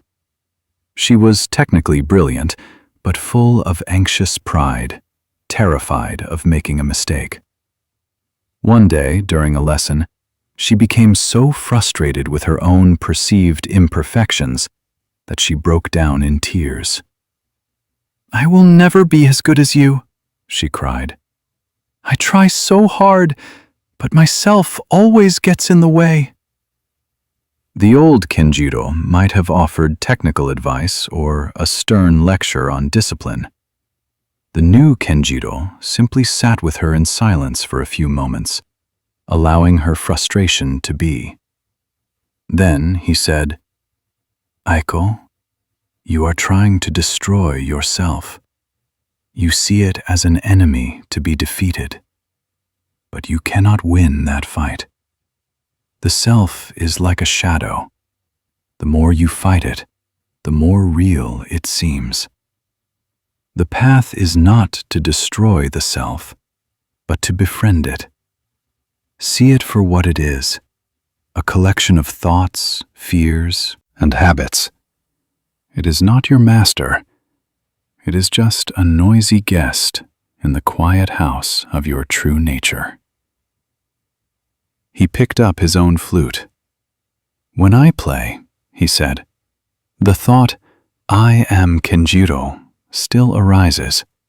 The fear, 'What if I make a mistake?' still whispers in my ear. I do not fight these thoughts. I simply notice them, like clouds passing in the sky. I do not have to get on the cloud and ride it. I can let it drift by. The sky does not fight the clouds. It simply allows them to be. And in its vastness, the clouds are very small. Your awareness is the sky. Your ego is just a little cloud. Let it be and play from the vastness of the sky, not from the smallness of the cloud. This teaching was a revelation for Aiko and for many others. He was showing them that freedom was not about achieving a perfect state of selflessness, but about changing their relationship to the self they already had. It was about finding a larger, quieter space within which the noisy ego could exist without being in charge. As Kenjiro grew older, his playing became simpler and simpler. He used fewer notes. He left more space, more silence. Some critics who did not understand said he was losing his technical prowess. But those who truly listened heard a music of unparalleled depth. He was painting masterpieces with emptiness. His silence was more profound than any other musician's sound. In his final years, he retired from the concert halls and returned to the mountains, to a small hut not far from Ryunan's old monastery. He spent his days in the bamboo grove, not as a student this time, but as a companion. He would sit for hours, his flute resting in his lap, simply being a part of the grove's great symphony. Sometimes he would raise the flute to his lips and play a few simple, clear notes that would hang in the air and then dissolve back into the silence. He was not performing. He was not practicing. He was conversing with the wind. He had become the flute with no player. His life, like his music, had become a testament to the liberating truth that our greatest strength is not found in the force of our will, but in the grace of our surrender. The peace that had eluded him at the height of his fame, he found in the simple, egoless act of becoming a hollow passage for the breath of the world. And in that emptiness, he discovered a fullness more complete and more joyful than any applause could ever provide. The anxiety of being someone had finally given way to the deep, restful peace of being no one, and in that, being everything. The river that carries the moon. As we drift closer to the shores of sleep, let us rest our minds on one of the most gentle and fundamental truths, the truth of impermanence. Everything changes. Nothing stays the same. We often hear this as a sorrowful fact, a source of anxiety about loss and the passage of time. We try to build dams against the flow of change, to hold on to moments, people, and feelings, believing that our happiness depends on making them permanent. But this struggle against the current is the very source of our suffering. The wisdom of Zen invites us to see impermanence not as a threat, but as the very essence of life's beauty and vitality. To find peace, we must learn to flow with the river, not fight against it. Imagine a river. Let us call it the river of life. Its story does not begin in one place, but in 1,000 places at once. It begins as a single drop of dew clinging to a pine needle high on a remote mountain, catching the first light of dawn. It begins as a slow seep of moisture from a patch of ancient, mossy ground, a quiet weeping of the earth. It begins as a trickle of melting snow released from its winter stillness. These countless, tiny beginnings, each insignificant on its own, are drawn together by an invisible, patient force. They find each other, merge, and become a small, playful mountain spring. In its youth, the river is energetic and full of sound. It chatters and gurgles, tumbling over smooth, gray stones, dancing around the roots of ancient cedars. It is clear and cold, its water holding the pure, crisp memory of the high peaks. It knows nothing of its destination, Its entire world is the immediate, joyful rush of its own movement. It is pure, unself-conscious being. As it descends from the mountains, it is joined by other streams, other trickles of life. With each new addition, it grows in confidence and strength. It carves a path through the foothills, its voice deepening from a cheerful babble to a steady, powerful murmur. It learns its own strength, pushing aside small rocks, finding its way around larger ones. It is in this stage that the river first encounters the seasons in their fullness. In spring, it swells with the melting snows, its banks overflowing, its current strong and muddy with the rich soil it carries. It is a time of powerful, creative energy, a time of growth and expansion. It feeds the newly awakened fields and rice paddies, giving its life force to the tender green shoots. In summer, the flow becomes more gentle and languid. The sun warms its surface, and its pace slows as it meanders through wide green valleys. Dragonflies with iridescent wings dance above its surface. Fish dart in its cool depths. Willows trail their long, graceful branches in its current. It is a time of peaceful abundance, of simply being. In autumn, the river becomes a mirror. The brilliant reds and golds of the maple and ginkgo trees that line its banks are reflected on its surface, creating a world of breathtaking, transient beauty. It carries the fallen leaves on its back, a floating tapestry of color. It is a time of poignant loveliness, a time of letting go, as the world around it prepares for the coming stillness. In winter, the river grows quiet. Its edges may freeze, creating delicate, crystalline sculptures of ice, but in its heart, the current continues to flow, slow and deep, beneath the surface. It is a time of rest, of gathering strength in the darkness, of holding the memory of the sun in its cold, clear depths. Through all these changes, the river never tries to hold on to any single season. It does not mourn the passing of the vibrant spring when the languid summer arrives. It does not cling to the warmth of summer when the first cool winds of autumn begin to blow. It accepts each change as a natural part of its journey. It understands, in its silent, flowing way, that its very life is this constant process of transformation. To be the river is to be change, and as it flows, the river carries everything, without judgment. It carries the fallen petals of the cherry blossoms in spring, the rich silt that will nourish the fields, the fallen log that will become a home for small creatures.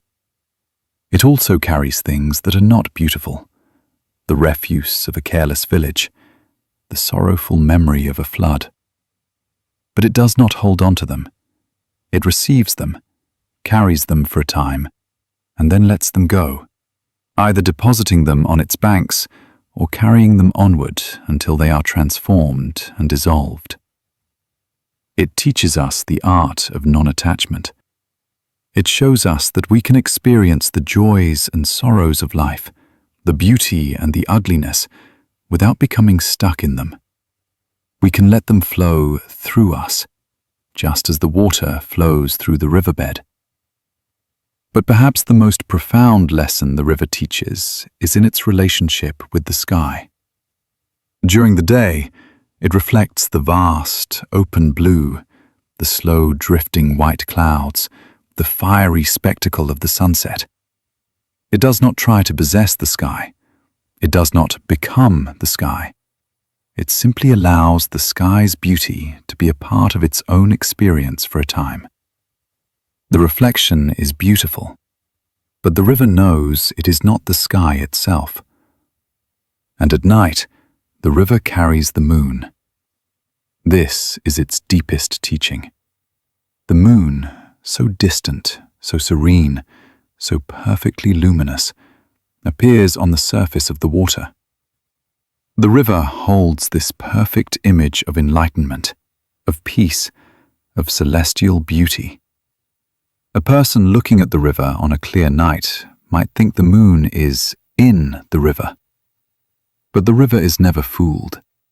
It knows that it is only a reflection. The moon is in the sky. The river does not grasp at the moon. It does not worry when a cloud covers the moon and the reflection vanishes. It does not become agitated when a breeze ripples its surface and shatters the perfect image into 1,000 glittering fragments of light. It does not feel a sense of loss when the moon sets and the reflection is gone. It simply flows. It knows that its nature is to be a river, and the nature of a river is to reflect whatever is present. When the moon is there, it reflects the moon. When the clouds are there, it reflects the clouds. When there is only darkness, it reflects the darkness. This is a powerful metaphor for our own minds. We spend so much of our lives chasing reflections. We chase the reflection of happiness, believing that if we can just acquire a certain object, a certain relationship, or a certain status, we will possess happiness itself. We are like a child trying to scoop the moon out of the river with a bucket. We can capture the shimmering water, but the moon itself remains, as always, in the sky. We also flee from reflections. We flee the reflection of sorrow, of fear, of pain. We ripple the surface of our own minds with frantic activity, with distractions and denials, trying to shatter the reflection of what we don't want to feel. But the feeling itself, like the moon, is still there. Our struggle only creates more turbulence. The peace of the river comes from its radical acceptance of the reflections. It does not identify with them. Its own deep, flowing nature is not disturbed by the changing images on its surface. In the same way, we can learn to witness the thoughts and feelings that float across the surface of our consciousness without clinging to them or pushing them away. We can have a thought of sadness without becoming a sad person. We can have a thought of joy without desperately trying to make it last forever. We are not the reflections. We are the river. We are the deep, flowing awareness that is capable of holding all of these changing experiences. Finally, after its long and varied journey, the river approaches the sea. It can feel the pull of the vast body of water. It can taste the salt in the air. For the first time, it encounters something larger than itself, and here it faces its final transformation. To enter the ocean, the river must cease to be a river. It must give up its name, its banks, its individual identity that it has carried for so long. This can be seen as a moment of death, a moment of loss. But from another perspective, it is a moment of ultimate liberation. The river does not die. It becomes the ocean. It merges with the vast, boundless source from which it came. All of its striving, all of its journeying is over. It has come home. Its individual drop of water is now part of the entire immeasurable whole. This is the final promise of accepting impermanence. When we stop clinging to our small, separate sense of self, with its fears of loss and its desperate need to remain unchanged, we can merge with the vast ocean of being itself. We realize that we are not a separate drop, but a part of the great, flowing whole. The fear of death, the ultimate change, dissolves when we understand that nothing is ever truly lost, only transformed.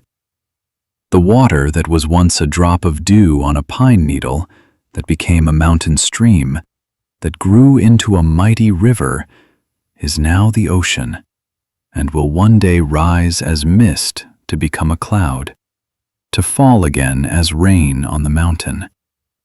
The cycle is endless, beautiful, and perfect. To fall asleep is a small act of surrender, a small merging with the ocean of the unconscious. It is a letting go of the day's identity, the day's struggles, the day's reflections. It is a moment of trust in the great, flowing current of life. So as you lie here, let yourself become the river. Feel the flow of your breath as the steady, patient current. Let the thoughts and worries of the day be like leaves or reflections on the surface, carried along and released. Do not fight the current. Do not cling to the banks. Simply flow. Trust that the river of your own life knows its way. It is flowing, inevitably and peacefully, toward the great, silent ocean of peace. And on its surface, for this one beautiful, transient night, it carries the serene and perfect light of the moon. Let us stay with this river a little longer and deepen our understanding. The river's journey is not just a metaphor for a single human life, but for the nature of experience itself, moment by moment. Each moment is a drop of water, born from the vast unknown, flowing into existence and then disappearing back into the whole. We try so hard to hold on to these drops, to build little dams of memory and expectation. We try to photograph the river, frame the picture, and say, "This is it. This is the perfect moment." But the photograph is not the river. The river has already moved on. The beauty of the river is that it is always completely present in its own flowing. When it is tumbling through the high mountain pass, it is not longing for the quiet valleys below. When it is meandering through the summer fields, it is not anxiously anticipating the coming winter ice. It gives itself completely to the landscape it is in, to the season it is experiencing. This is the heart of mindfulness, to be fully where we are, without resisting the present moment or grasping for a future one. Consider the sounds of the river.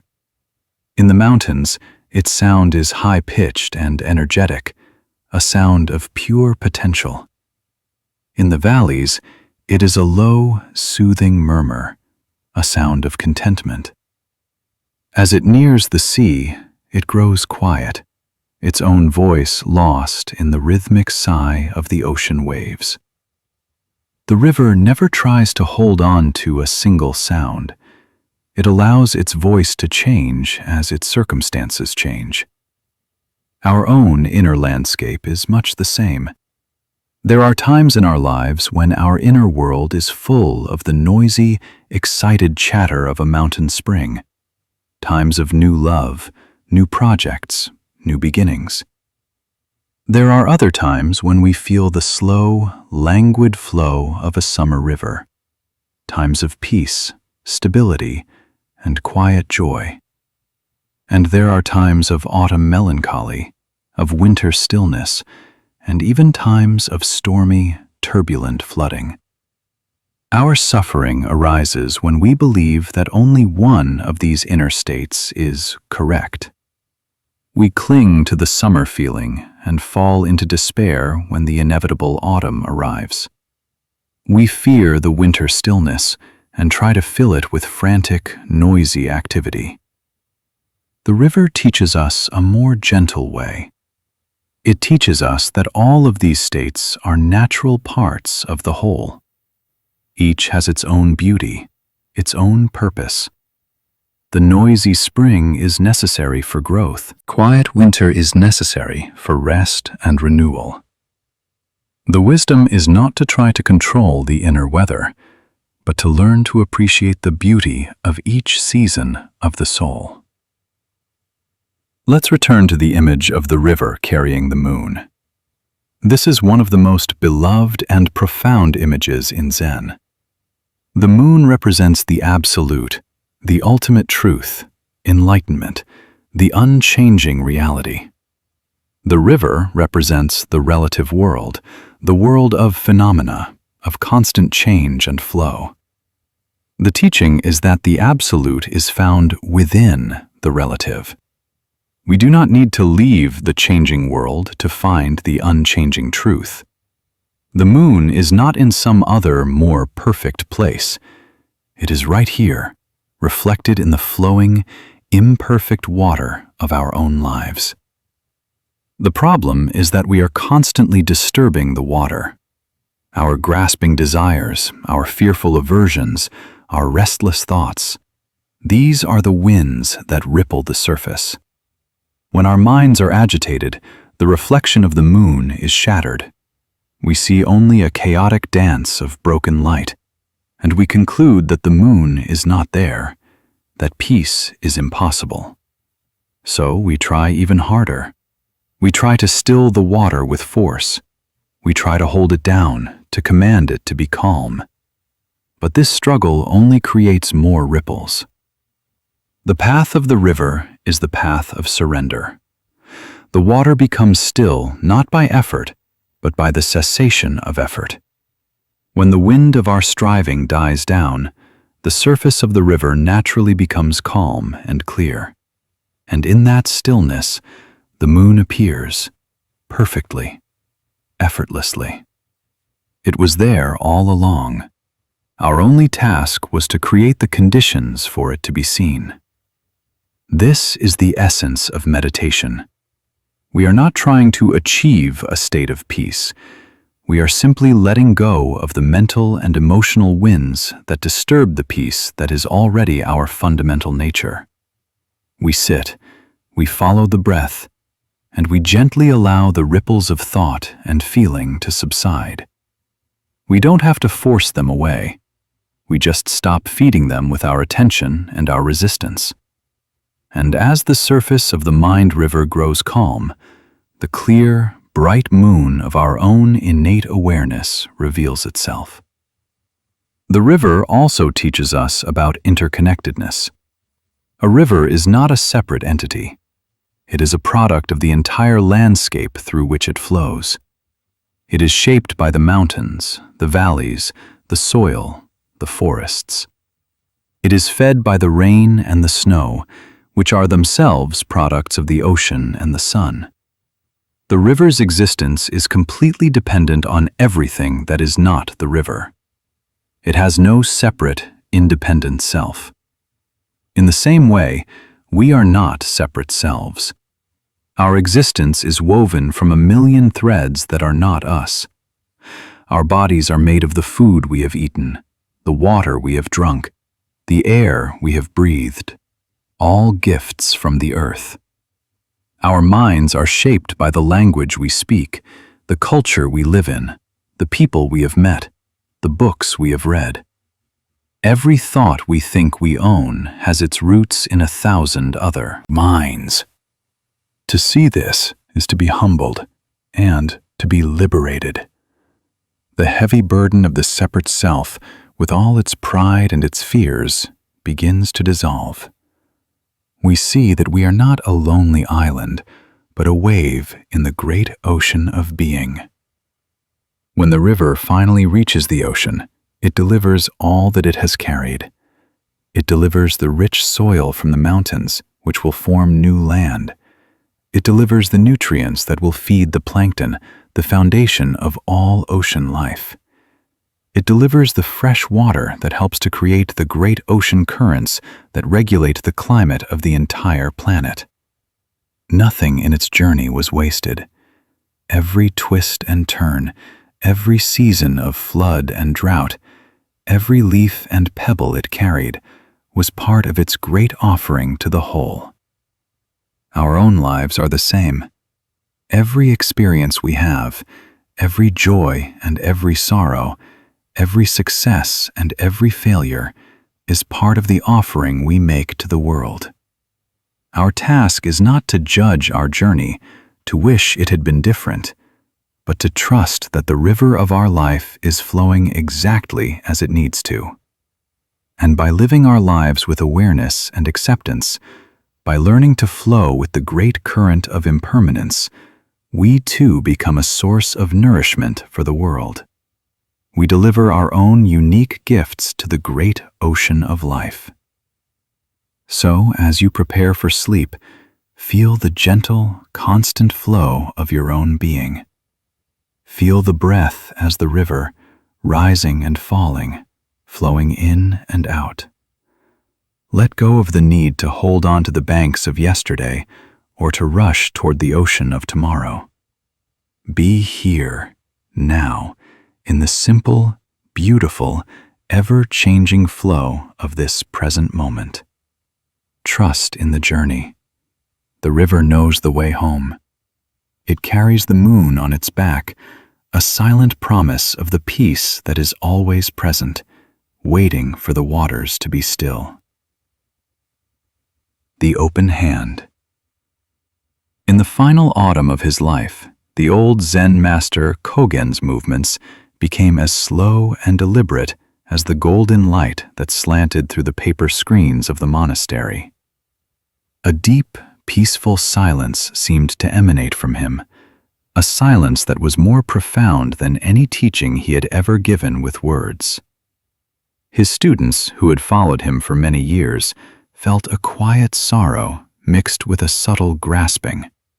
They knew their time with him was coming to an end, and they longed for one final teaching, a single, perfect pearl of wisdom they could hold on to after he was gone, a key that would unlock the great gate of understanding for the rest of their lives. They had studied the great texts, they had wrestled with koans, they had sat for countless hours in meditation. They had learned about the nature of the mind, the illusion of the self, and the truth of impermanence.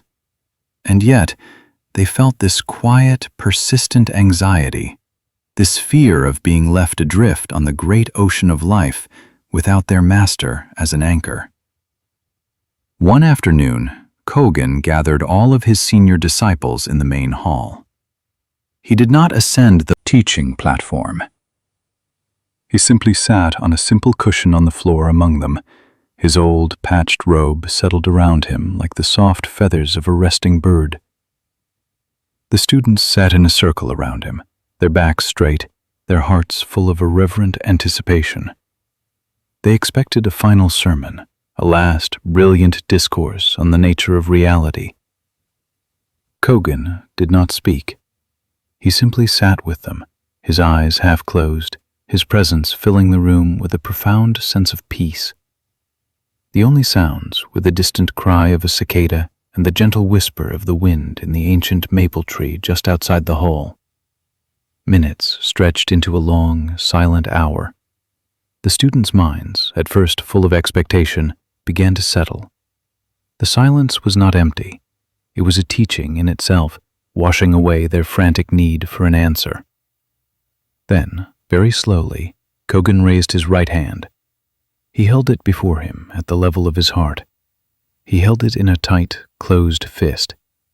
His knuckles were white, the skin stretched taut over the bones. It was a fist of effort, of tension, of holding on. It was a knot of pure will. He held it there, trembling slightly from the strain, and he looked into the eyes of each of his students. In that simple, silent gesture, they saw a reflection of all their own struggles. They saw the fist of the anxious gardener, Kaito, trying to force the seed to sprout, believing that his effort alone could command the miracle of life. They saw the fist of the weaver's apprentice, Kenji, pulling and tugging at the knot, convinced that force and intellect could conquer any complexity. They saw the fist of the young monk, Ananda, clinging to his golden bowl in the darkness, his life consumed by the fear of losing what he possessed. This closed fist was the state of a mind at war with the world. It was the human tendency to grasp, to control, to possess, to hold on. It was the belief that happiness is something to be captured and defended. It was the fear that if we do not hold on with all our might, everything we value will be lost. The students felt the truth of this fist in their own bodies. They felt the tension in their own shoulders, the tightness in their own jaws, the subtle, unconscious clenching in their own hands. This fist was the source of all striving, all anxiety, all suffering. A closed fist cannot receive anything because it is already full of its own tension. It cannot feel the texture of the world because it is closed off from it. It cannot offer a gift because it is too busy holding on. It is a prison we build for ourselves, knuckle by knuckle. Kogen held the fist for a long time, allowing its teaching to sink deep into the hearts of his students. He let them feel the profound exhaustion of that constant, lifelong clenching. Then, with a movement as slow and graceful as a lotus blossom opening to the morning sun, he began to unclench his hand. One by one, his fingers uncurled. The tension flowed out of his hand, out of his arm, out of his entire being. The white, strained skin relaxed, and there, in the center of the room, was his open hand. His palm was facing upward, the lines on it like the dry riverbeds of a long and peaceful landscape. It was a hand of complete surrender, of perfect receptivity. It was vulnerable, yet it held a quiet, unshakable strength. It was empty, yet it seemed to hold the entire universe. In this open hand, the students saw the culmination of all their lessons. This was the hand of the gardener after he had broken the seed, finally surrendering his need for control and accepting the humbling lesson of nature. This was the hand of the weaver after he had stopped fighting the knot and had simply, gently, eased the key thread free. This was the hand of the monk after he had given the golden bowl away, feeling a lightness and a richness he had never known in its possession. This was the hand of the lost pilgrim, Amen, after he had let his map fall to the ground, finally free to discover the hidden valley that was his true home. This was the hand of the cracked pot, open to its own imperfection, allowing its flaw to become a channel for beauty. This was the hand of Anya, open in an act of selfless giving, a gesture that sent an echo of love through her entire life. This was the hand of the flute player, Kenjiro, no longer a proud master, but an empty, open vessel for the music of the wind. This was the hand of the river, open to the sky, reflecting the moon without any need to possess it. The open hand is the posture of peace. It is the state of allowing. It is the quiet trust that if something is meant for you, it will come. And it will come not because you have chased it or captured it or demanded it, but because you have created a space for it to arrive. An open hand can receive the warmth of the sun. It can feel the coolness of the rain. It can accept a gift, and it can offer one. It can hold something precious gently for a time, and then let it go without a struggle when it is time for it to leave. The open hand understands the wisdom of the river, the truth of impermanence. It knows that life is a flow, and the only way to be at peace with the flow is to open to it. Kogen let his open hand rest in the air, a silent, luminous teaching. The anxiety in the students' hearts dissolved. Their desire for a final, secret teaching they could grasp and hold on to was revealed for what it was, another form of the closed fist. They realized that the ultimate teaching was not a piece of knowledge to be possessed. It was a state of being to be embodied. The secret was not to hold on, but to let go. After a long, resonant silence, Kogen finally spoke, his voice a soft, dry whisper, like leaves skittering on stone.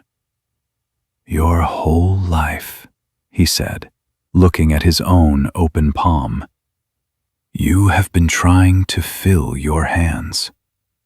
But you cannot receive a gift with a closed fist. Peace is not something you can grasp.